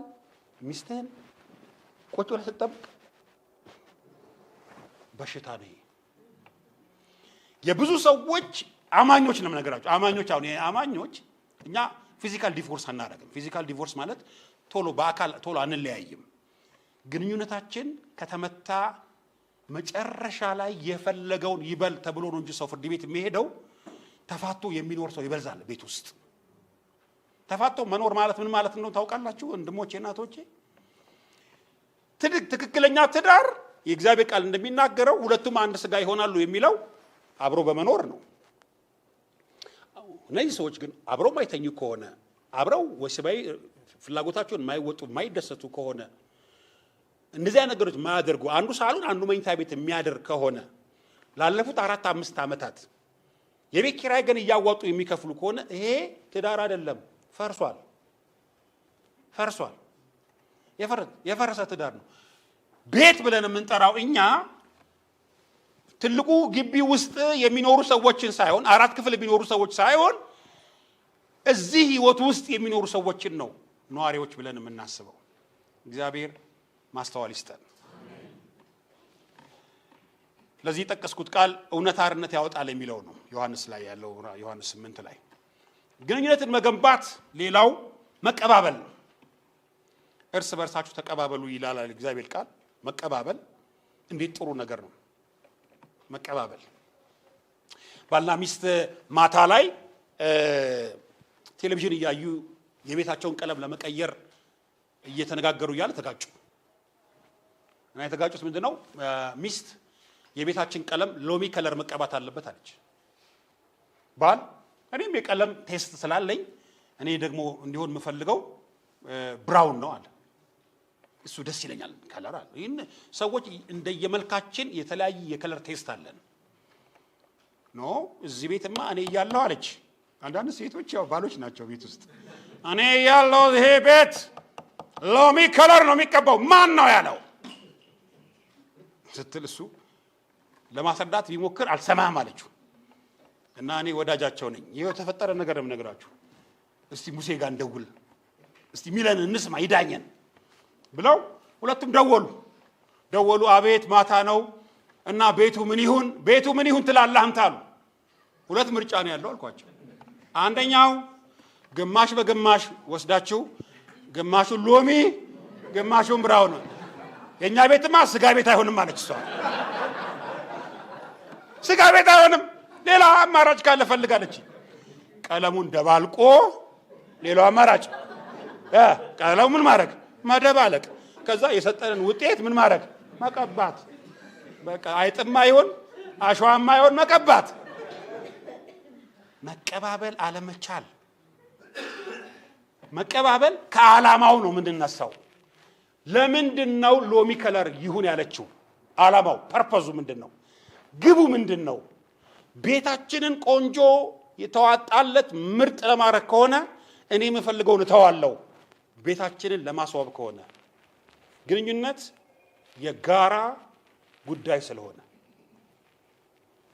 መቀባበል ለጤናማ ግንኙነት ኃይል ነው። እርስ በርስ አለመቀባበል ደግሞ ትዳርን ያፈርሳል። ብዙ ጊዜ በትዳር ውስጥ አብሮ መኖር የማይፈልጉ ሰዎች አንዱ የሚበሉት ምንድነው? አይቀበለኝም፣ ስለዚህ ከሱ ጋር መኖር አልፈልግም። እውነት ነው። ከማይቀበለው ሰው ጋር ማን መኖር ይፈልጋል? አይደለም ትዳር ውስጥ ከማይሰማ ሰው ጋር አብራ ታሳልፍ ነው የሚባለው። ለአንተ ቦታ ከሌላቸው ሰዎች ጋር ጊዜ ሰጠ አንተ ጊዜን አትሰዋ ነው የሚባለው። መቀባበል ትልቅ ቦታ እንዳለው ማሳየት ፈልጋለሁ። ሌላው መነጋገር። ግንኙነትን ለመገንባት እኛ ሁላችን እኔንም ጨምሮ ያለብን ደካማ ጎን የመናገር ባህል የለንም። ሆድ ቻለው ነው። ብዙ ሰው ጨጓራ ታማሚ ነው፣ የውስጥ ደዌ ታማሚ ነው። እና አንድ ሰው ሲናገር ሰማሁት 97% የብዙ በሽታዎች መነሻ ስትረስ ነው ይላል።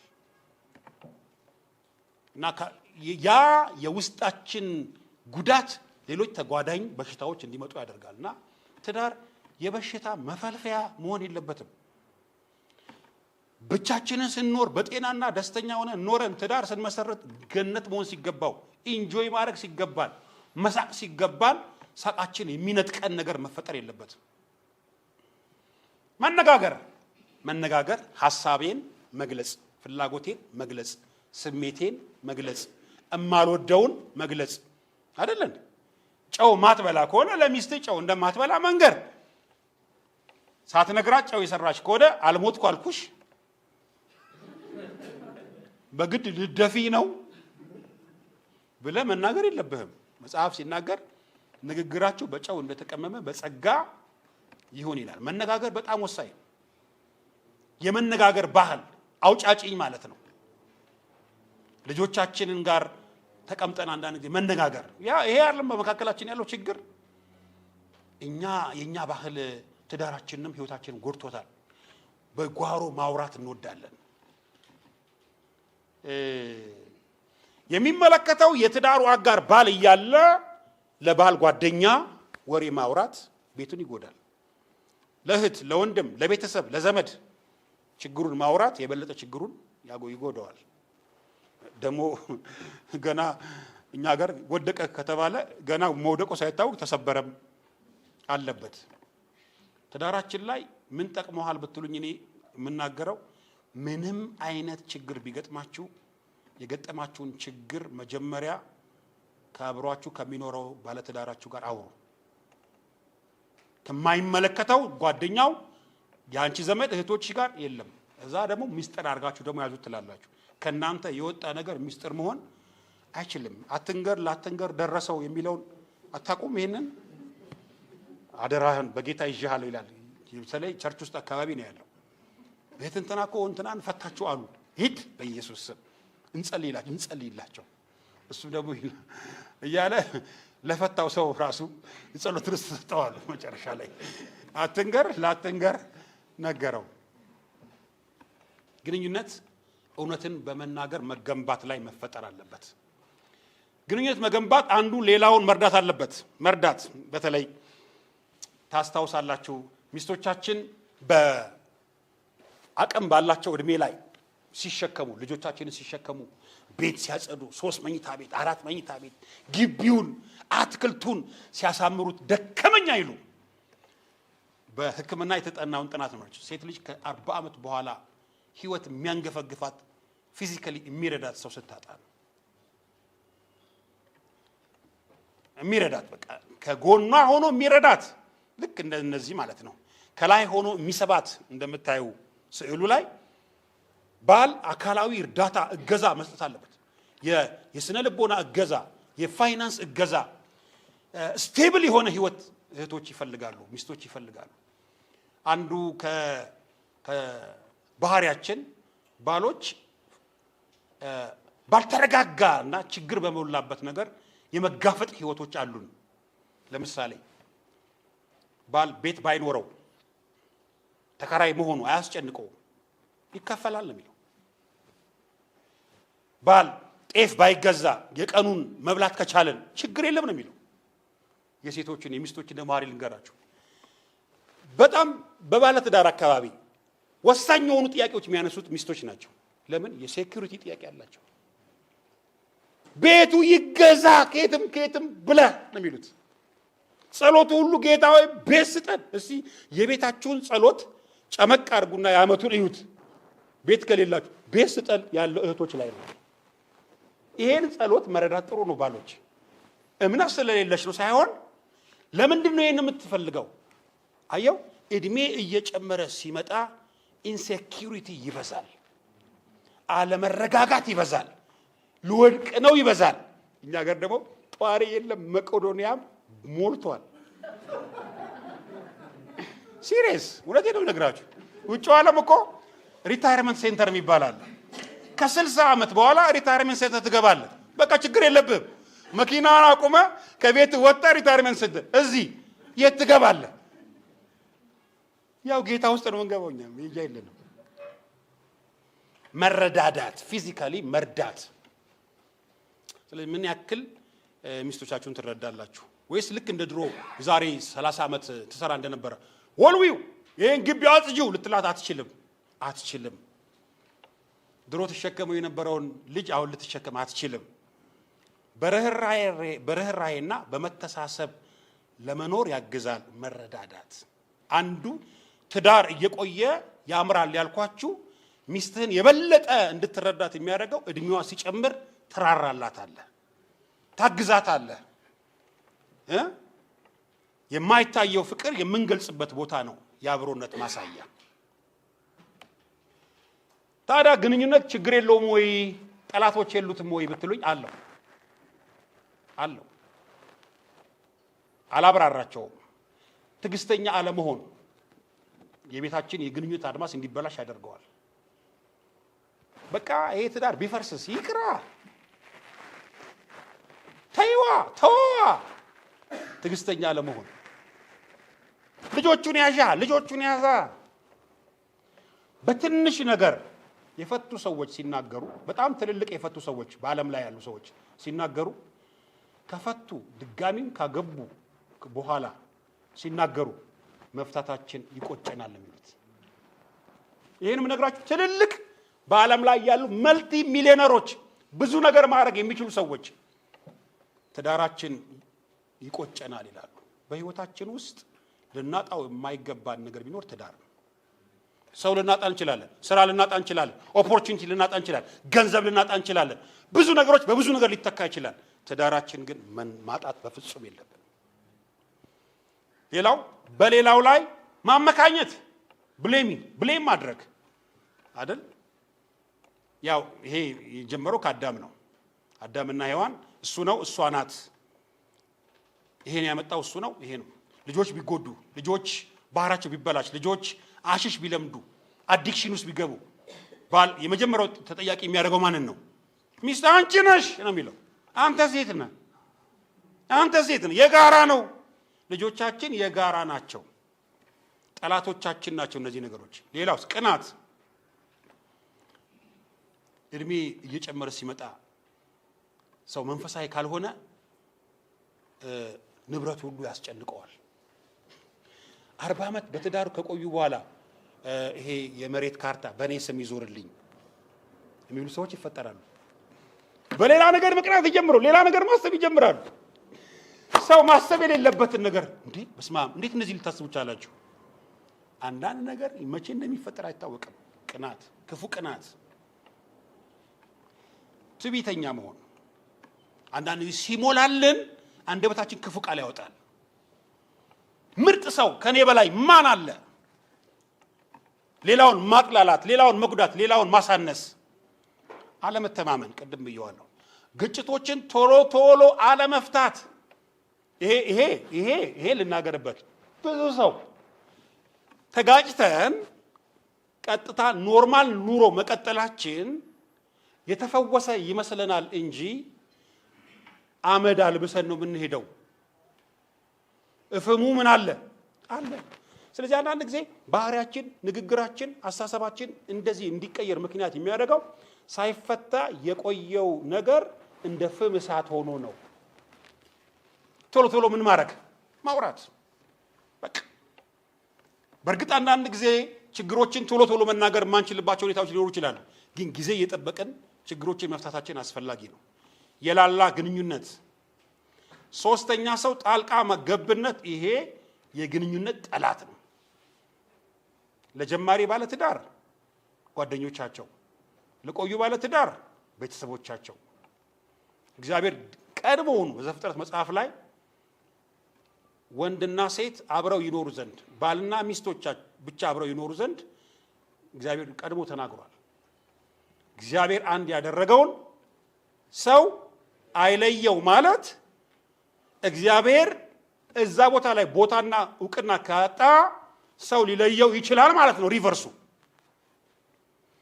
በጣም ይገርመኝ ማለት ማኔጅመንት፣ ሶሻል ላይፍ፣ ሶሻል ሳይንስ፣ ሪሌሽን የሚባሉ ሳይንሳዊ ትምህርቶች ሳይዳብሩ ገና ዘፍጥረት መጽሐፍ በሰው ግንኙነት ሊላላል ብሎ አስተምሮናል። ክህደት፣ የገንዘብ ያጠቃቀም ችግር፣ እነዚህ የግንኙነት ጠላቶች ናቸው። ልጨርስና ግንኙነታችን ሲላላ የሚፈጠረው ምንድን ነው? የሚፈጠረው ግጭት ነው። ግጭት ይኸዋቸው የሁለት ሰዎች የገመድ ጉተታ ነው። የሁለት ኃይል ጉተታ ማለት ነው። እኔ ትክክል ነኝ፣ እሱ ትክክል ነው ማለት አድሚት ማድረግ መሸነፍ የሚመስለን ጊዜ ነው። ግን ለትዳር for the sake of our life marriage ስንል አንዳንዱን ነገር እንሸነፋለን። ይሁን እሺ በቃ እኔ እንደውም ምን እንደጠቀመ ልንገራችሁ። ለሁሉ ነገር ከመከራከር እኔ ያውቃለሁ ከማለት ትዳርን ለብዙ ጊዜ ለማቆየት የምንጠቀማቸው ኢፍ ክሎዝ የሚባሉ ቃላቶች ቢኖሩ ጥሩ ሊሆን ይችላል። ምናልባት አልገባኝም፣ አላወቅኩም፣ እስቲ እጠይቃለሁ፣ ለጉዳዩ ጊዜ ሰጣለሁ ብንል በጣም ጥሩ ነው። አውቃለሁ ከኔ በላይ ማንም ሰው አያውቅም ስንል ሌላው ሰው ይጎዳል። ሊሆን ይችላል ምናልባት መሰለኝ። እኔ ስለጠቀመኝ ነው። ይሄን ጠቅሞኛል። ምክንያቱም በማላውቀው ነገር ላይ ብዙ ነገር ማውራት አልፈልግም። አንዳንዱን ነገር ደግሞ ትቼውም ሲሄድ ጠቅሞኛል።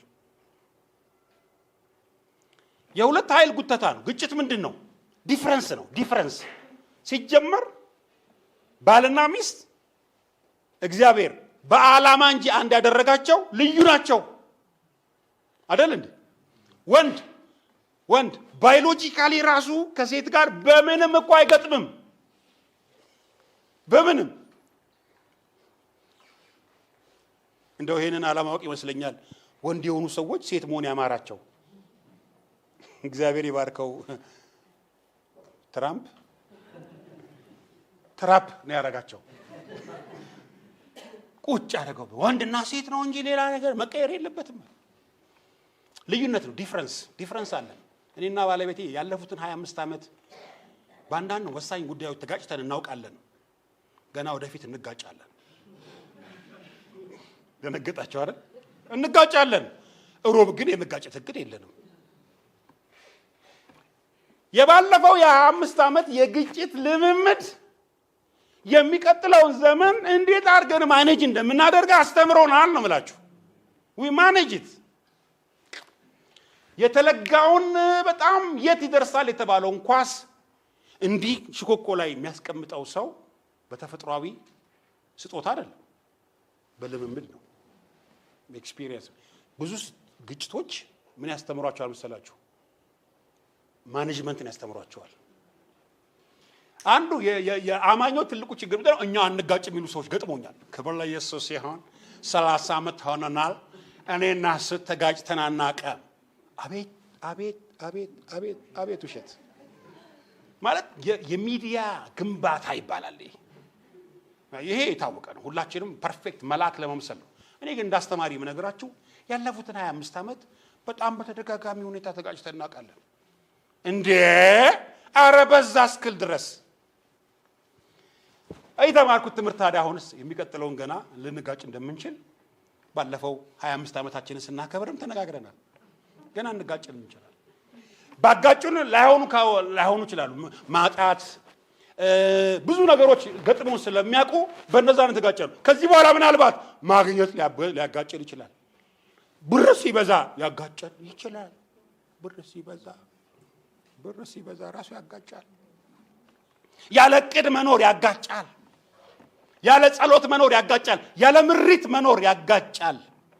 ምርጫ ሲበዛ ያጋጫል። ምርጫ ሲበዛ እኮ ያጋጫል። ገብቶሃል? ምርጫ ሲበዛ ያንንም መሆን ስትችል ይሄንንም መሆን ስትችል ትጨነቃለህ። በሐሳብ በአመለካከት ወይንም በፕሮግራም በሌላኛው ወገን ጋር ያለመጣጣም ያለመስማማት፣ በቃ ያለመስማማት። አሁን እንዴ ድሮም እኮ እግዚአብሔር ሲፈጥር አዳምና ሔዋንን ተስማሚ ረዳት ሲውተብል ሄልፐር ነው የሚለው። ተስማሚ ረዳት ትሁነው ነው የተባለው። ተስማሚ ፐርፌክት ትሁነው አልተባለም። ትዳር በነገራችን ላይ ፐርፌክት አይደለም። ጥሩ በጎ እግዚአብሔር የወደደው አይነት ትዳር አለን እንጂ ፐርፌክት ትዳር የለም። የማይጋጩ ሰዎች ከሆኑ ሮቦቶች ናቸው። አንድ ጊዜ ምናልባት እዚህ ውስጥ ዲያቆን ካለ እሱን አይመለከትም፣ ግን በዲያቆን ምሳሌ ላመጣ ነው። አንድ የቤተ ክርስቲያን ዲያቆን ሊያገባ ፈለገ። ዲያቆን እንግዲህ መንፈሳዊ ነው አይደለም? በሐዋርያት ሥራ ምዕራፍ 7 መንፈስ ቅዱስ ያደረበት የእግዚአብሔር ቃል ምሳሌነት ያለው ስለሆነ ሰው ሁሉ የሚያየው ነው ዲያቆን። እና አንዲት ልጅ አየ፣ ጠየቃት፣ ጸለዩ፣ ተወሰነ።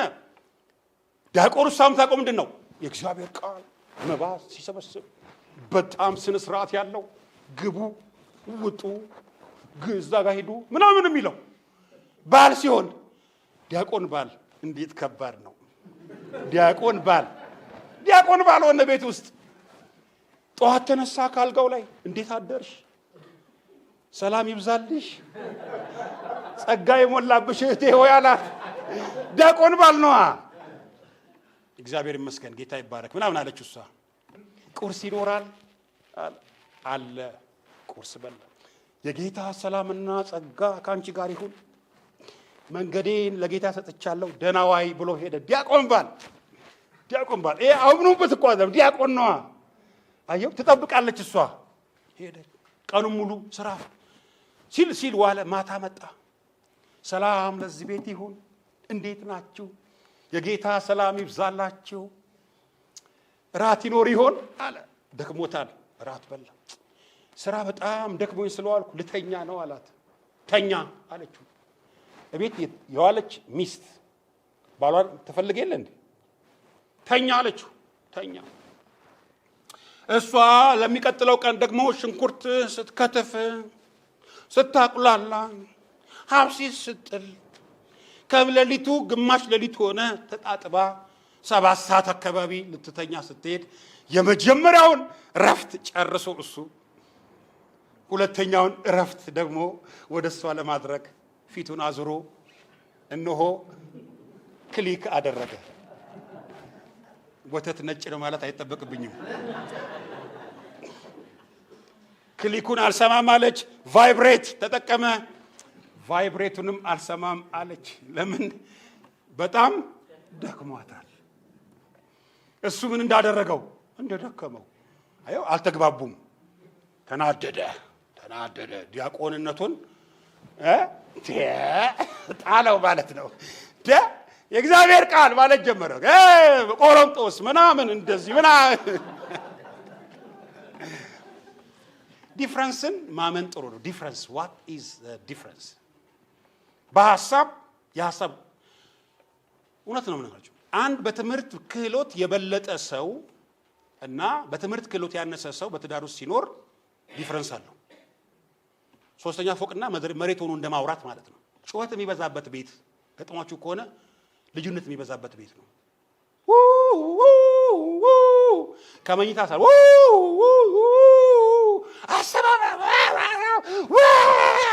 ካለ ምን አለ ማለት ነው? ልዩነት አለ። ዲፍረንስ ያለበት ቤት አንዱ ምልክቱ ምንድን ነው? ጩኸት ይበዛል። ምልክቱንም እነግራችሁ ነኝ። ካለ እንዴት እናጥበበው ነው መሰራት ያለበት። ያልተማረ ሰው ካለ መማር አለበት። ያላወቀ ሰው ካለ ማወቅ ነው ያለበት።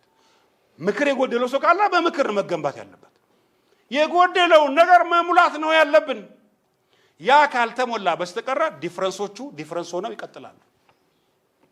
ስለዚህ ግጭት ገንቢ ግጭትና ጎጂ ግጭት ብለን የምንጠራው ገንቢ ግጭት ሁል ጊዜ አለ። ሁል ጊዜ ኮንስትራክቲቭ ነው፣ ገንቢ ነው።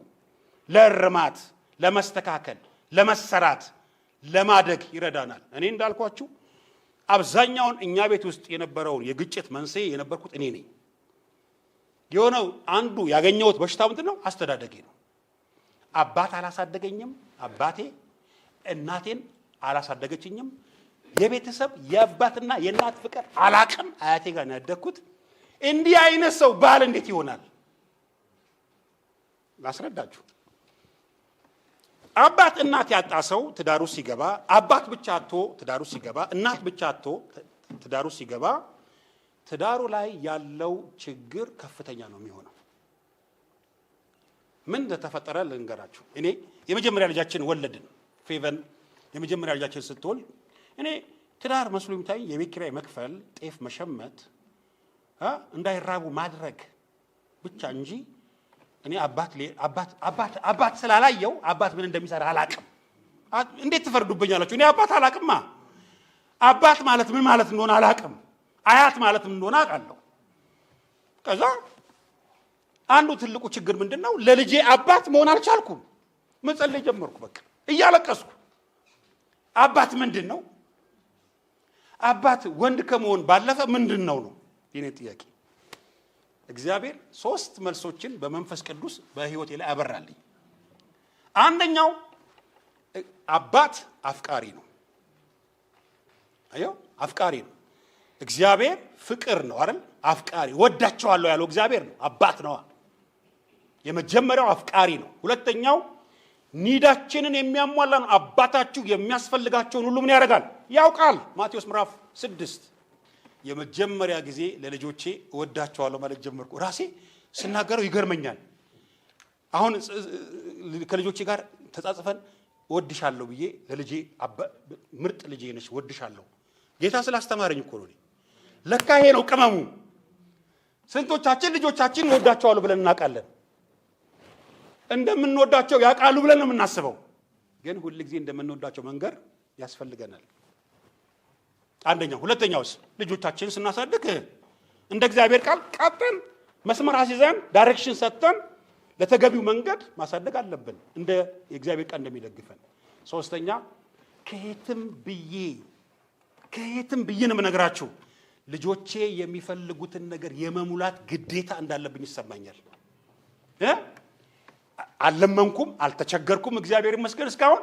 ግን ያን ያክል ዋጋ ቢያስከፍለኝ ለልጆቼ አባት ለልጆቹ የሚያስፈልጋቸውን ሁሉ ምን ያደርጋል? ይሞላል። በእድል እደግ ልለው ልጄን አልችልም። ልጆቻችን ታውቃላችሁ ቂም እንደሚይዙ እኔ ነገራቸዋለሁ። ልጆች በትክክለኛው መንገድ ካላሳደግናቸው ፖይንት እየያዙ ነው የሚያድጉት። ልክ ከ20 ዓመት በኋላ እድል ከሰጣቸዋቸው ያወሯቸዋል። ማን ውለጂኝ አለሽ፣ ይሄን አሳጥተሽኛል፣ ይሄን በጣም አዝኜብሽ ነው ያደግኩት። ዛሬ በእኛ ሀገር ነው እንጂ ትንሽ ባህላችን የሚከለክለው። ከውጭ ሀገር እኮ ልጆች አባቶቻቸውን በ911 ያሳስራሉ። ለፖሊስ ተናገረው አልፈልገውም አባቴ በፓትሮል ይወሰድልኝ ይላሉ። ግጭት ቤተሰብ ውስጥ የሚኖር ሳይኮሎጂካል ግጭት ቀስ ብሎ ነው የሚያፈራው። ስለዚህ ከስር ምን መደረግ አለበት? መታረም አለበት። ገንቢ ግጭት ለኛ የምናድግበት የምንሰራበት እንጂ የምናፈርስበት መሆን የለብንም። የመጨረሻ የትምህርታችን ማጠቃለያ የግጭት ምልክቶች ምን ናቸው? እስቲ ወደ ምሳሌ እንሄድ ነው። አሁን ልንበላ ልናርፍ ነው። በዚህ ቦታ 3 በዛ 3 ምልክት ሰጣለሁ። ምክንያቱም ስትጋጩ ስለኖራችሁ ፈርጀባችሁ አይደል? ስትጋጩ ስለኖራችሁ ግጭት ያለውን ምልክት ታቆታላችሁ ስለማስብ፣ ስለዚህ በዚህ ቦታ 3 ሰው ግጭት ምን አይነት ምልክት አለው? አሁን ለመመለስ አለመፈለግ ማለት ትርጉሙ ብዙ ሊሆን ይችላል። መልስ የለም። ተፈራራችሁ። ሳር ቤት ቃለ ሕይወት ታስፈራራላችሁ። ሪላክስ አርጉ። ግን ሪላክስ አርጉ። እኔ እንደዚህ አይነት በዚህ አይነት ክርስትና አላምንም። ሪላክስ። ማንም በእኔ ሕይወት ውስጥ ምንም ቦታ የለውም። እኔ የማምነውን ነገር ማድረግ ተውት። አላስገድዳችሁም። ትልቅ ሰዎች ስለሆናችሁ ጨንቋችሁ ሊሆን ይችላል። እሺ እኔ እናት እሺ ሳይ የሁሉንም በቃ የመጀመሪያው የግጭት ምልክት ምንድን ነው? ኩርፊያ ነው። 1 ሳምንት የሚያኮርፈው አሉ፣ 3 ወር የሚያኮርፈው አሉ፣ እስከ 6 ወር የሚያኮርፈው አሉ፣ አልጋ ማይተኙ አሉ። ሲያኮርፉ የመጀመሪያው አልጋ የሚከለክሉ እህቶች ናቸው። ይተኛት አልተኛ ታገኛታለህ፣ አታቅፈኝም፣ አታገኘኝም። ውሸት እውነት? ጉድ ፈላ። እያስተማርኩ ያለሁት መላእክቶች ናቸው። እንደዚህ አይነት ተማሪዎች ኖሮኝም አያውቅም። ሁለተኛው አምሽቶ መግባት። እኛ ሀገር ኢትስ ቬሪ ኮመን። አምሽቶ ስራ የሌለውን ስራ ነኝ ይላል፣ እድር ይሄዳል፣ ለቅሶ ይሄዳል። አቤት ያልሞተ ሰው ነው የሚጠይቀው። በቃ ተጋጭቷላ። በጊዜ ከገባ ቤት ውስጥ ሚስቱን ሊያገኛት ነው። ምን ያወራል? በአንድ ገበታ ላለመቅረብ ሰበብ መፍጠር። በልቻለሁ፣ ጠግቤያለሁ፣ አልፈለኩም። ግጭቱ እኮ ነው ይሄን የሚያመጣው። አብሮ መብላት። በትንሽ በትልቁ ምን ማድረግ? መንጫነጭ። ውሃ ቀጠነ፣ ልብሴ ለምን አልታጠበም? ምንድነው ውሃው አልተቀዳም? ለምን መብራት አልተከፈለም? ለምን ይሄ አልተደረገም? ሚስት ደግሞ መግለጫ ትሰጣለች። እረስቼ ነው፣ ሰራተኛዋ ናት። ሰበቡ ይተላላፊ ነው። እና ባልየው አሉ መስሪያ ቤት ላይ ካለቃው ጋር ተጋጫው። በጣም አናዶት እየተናደደ እየጮኸ ወደ ቤት መጣ። ባል ሲጮህ ማን ላይ የሚጮህ ይመስላችኋል? ሚስቱ ላይ ለቀቀባት። ሲለቅባት ሚስት ደግሞ ማን ላይ? ልጆቿ ላይ ብላ ጮኸች። ልጆቹስ ድመቷ ላይ ድመትና ውሻ በትዳር ውስጥ የመጨረሻ የጦርነቱ ተቀባይ ናቸው። ያሳዝኑኛል። ትዳር ያለበት ቤት ድመትና ውሻ ሳይኔ ለሰላም ቀን ይታቀፋሉ። ክፉ ቀኖች ግን ተወርውሮ ነው የሚጣሉት። አንቺ ነሽ የሩካቤ ስጋ ለመፈጸም ደስተኛ ለመሆን በቃ 3 ወር 6 ወር ከትዳር አጋራቸው ጋር አብረው የማይተኙ ሰዎች አሉ ሲጋጩ፣ ክርስቲያኖች ሆነው። የእግዚአብሔር ቃል እንደው የሚናገረን ምንድነው? ከተጋጫችሁ በኋላ በቁጣችሁ መካከል ምን አይግባ ነው የሚለው። ምን ማለት ነው? ኢሚዲየትሊ ሶልቭ ዩር ፕሮብሌም፣ ኮንፍሊክታችሁን ቶሎ ምናችሁ ሰው። የሩካቤ ስጋ ወይንም ሴክሹዋል ጉዳይን ይሄን ነገር አላወራም።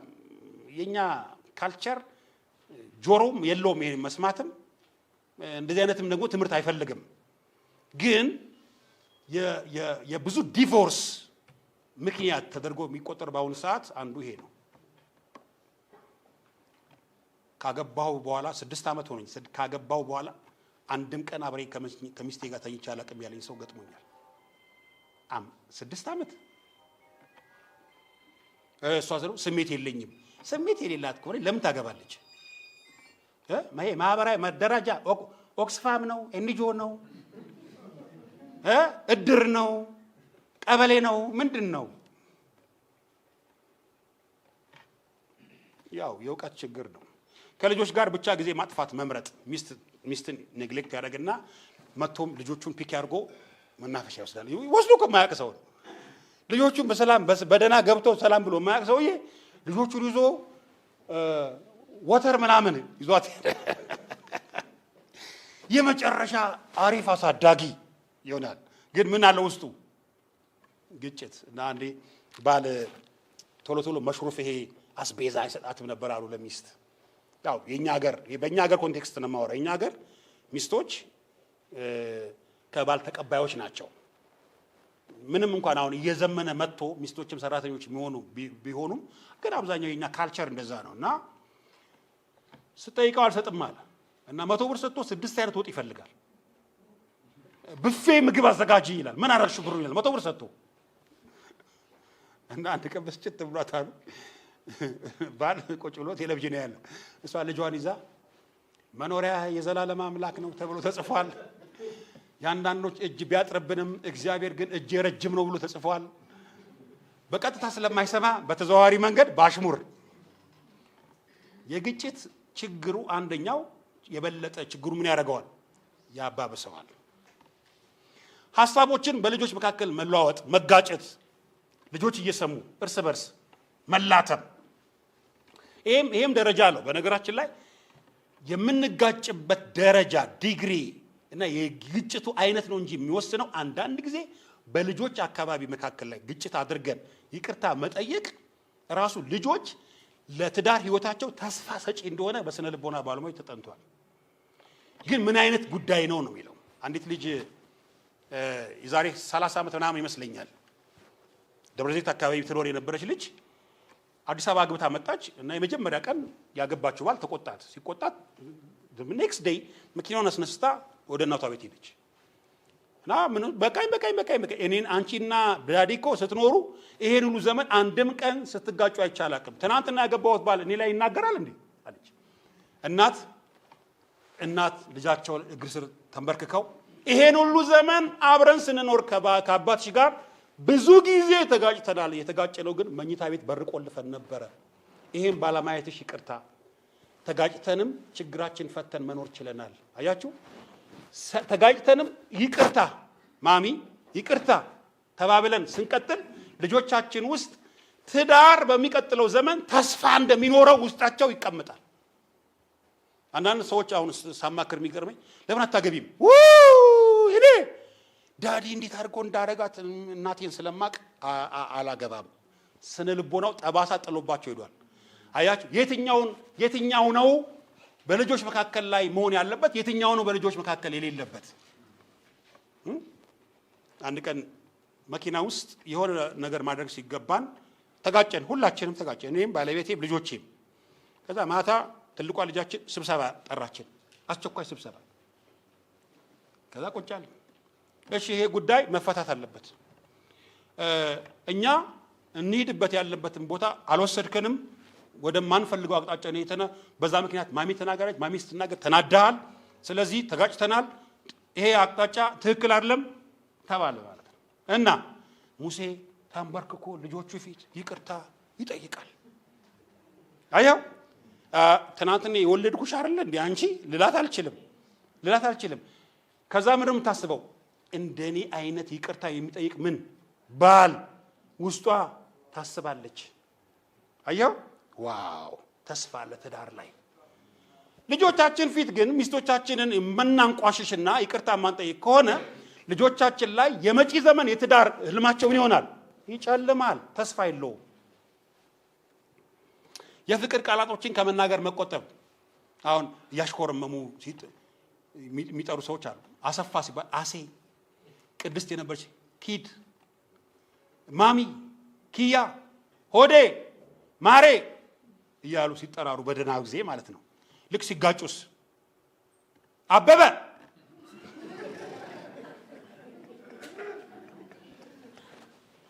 አስበዋል። ሚስትህ በሙሉ ስም ሳጠራ ቀርታስ ብዙ ዘመን ኖራ የተጋጨቀን እስክንድር፣ ወንድም እስክንድር፣ የቤተ ክርስቲያናችን ሽማግሌ እስክንድር ይሄ ማለት ምስለ ቶርች ነው። ቶርች ሆናል። ቶርች ሆናል። ተመታሃል ማለት ነው። ስለ ሌሎች የትዳር ህይወት እያደነቁ ግን ደግሞ ስለ ራስ ምንም ያለ ማለት አይታል። ጎረቤታችን የቤተ ክርስቲያናችንን እህትንትና በቅርብ የተጋቡትን አይታል። መኪና ቀየሩ። አለባበሱን አይቷል። አበሻ ቀሚሷ ከጫማዋ ጋር ልጆቻቸውን አይታል። ይሄንን ማለት ሁሉ ጊዜ ማውራት ባልን አትችልም፣ ጎበዝ አይደለህም ማለት ነው። ኢምፕሊኬሽኑ ሰምታችኋል? ሚስቶች ሰማችሁ? ሁሉ ጊዜ ስለ ተሳካላቸው ወንዶች ባሎች የምታወሩ ከሆነ አንተ ምንድነህ ማለት ነው? ኤክስፓየር አድርገሃል። ምንም ማንወጣበት ውስጥ ነው ያለ ነው። ምክንያቱም ያው ተቃላችሁ የክርስቲያን ማራናታ አንዳንድ ጊዜ ጌታን ከመጠበቅ የመጣ አይደለም። ገብቷል? እንዳንፈታ ኃጢአት ነው፣ እንዳንኖር ስቃይ ነው። እና ምርጫው ምንድን ነው? ውሰደን፣ አትመጣም ወይ? ማራናታ ኢየሱስ ሆይ ቶሎና። ያሳዝንም ብዙ ሰዎችን ብዙ ባለትዳሮች ማራናታ የሚሉት ህይወት መርመላታ መሆን ስላቃተው ነው። ለመገናኘት ፈቃደኛ ለመሆንና ሰበብ መፍጠር፣ ስልክ አለመደዋወል፣ ከተደዋወሉም ብዙ ሲነጋገሩ እያወሩ እያለ ስልኩን ለመዝጋት መንደርደር። በተረፈ ሰላም ነው በቃ የሚሉ ቃላቶች የሚበዙበት ወሬ የለም። አንዳንድ ጊዜ ስንሰለች እኮ ነው። እሺ በቃ እሺ በቃ ምንድን ነው በቃው? የጦዘ ግጭት ውስጥ የሚፈጠረው ምንድን ነው? የጦዘ ግጭት ይሄ ነው መልሱ። ሰውየው ሴትዮዋም ሰውየውም በደንብ ደልበዋል። ችግር ያለባቸው አይመስሉም። ማን ነው ችግር ውስጥ የወደቀው? ትዳር ውስጥ የመጀመሪያው የግንኙነት የመበላሸት ውጤት ተቀባይ ማን ናቸው? ልጆቻችን ናቸው።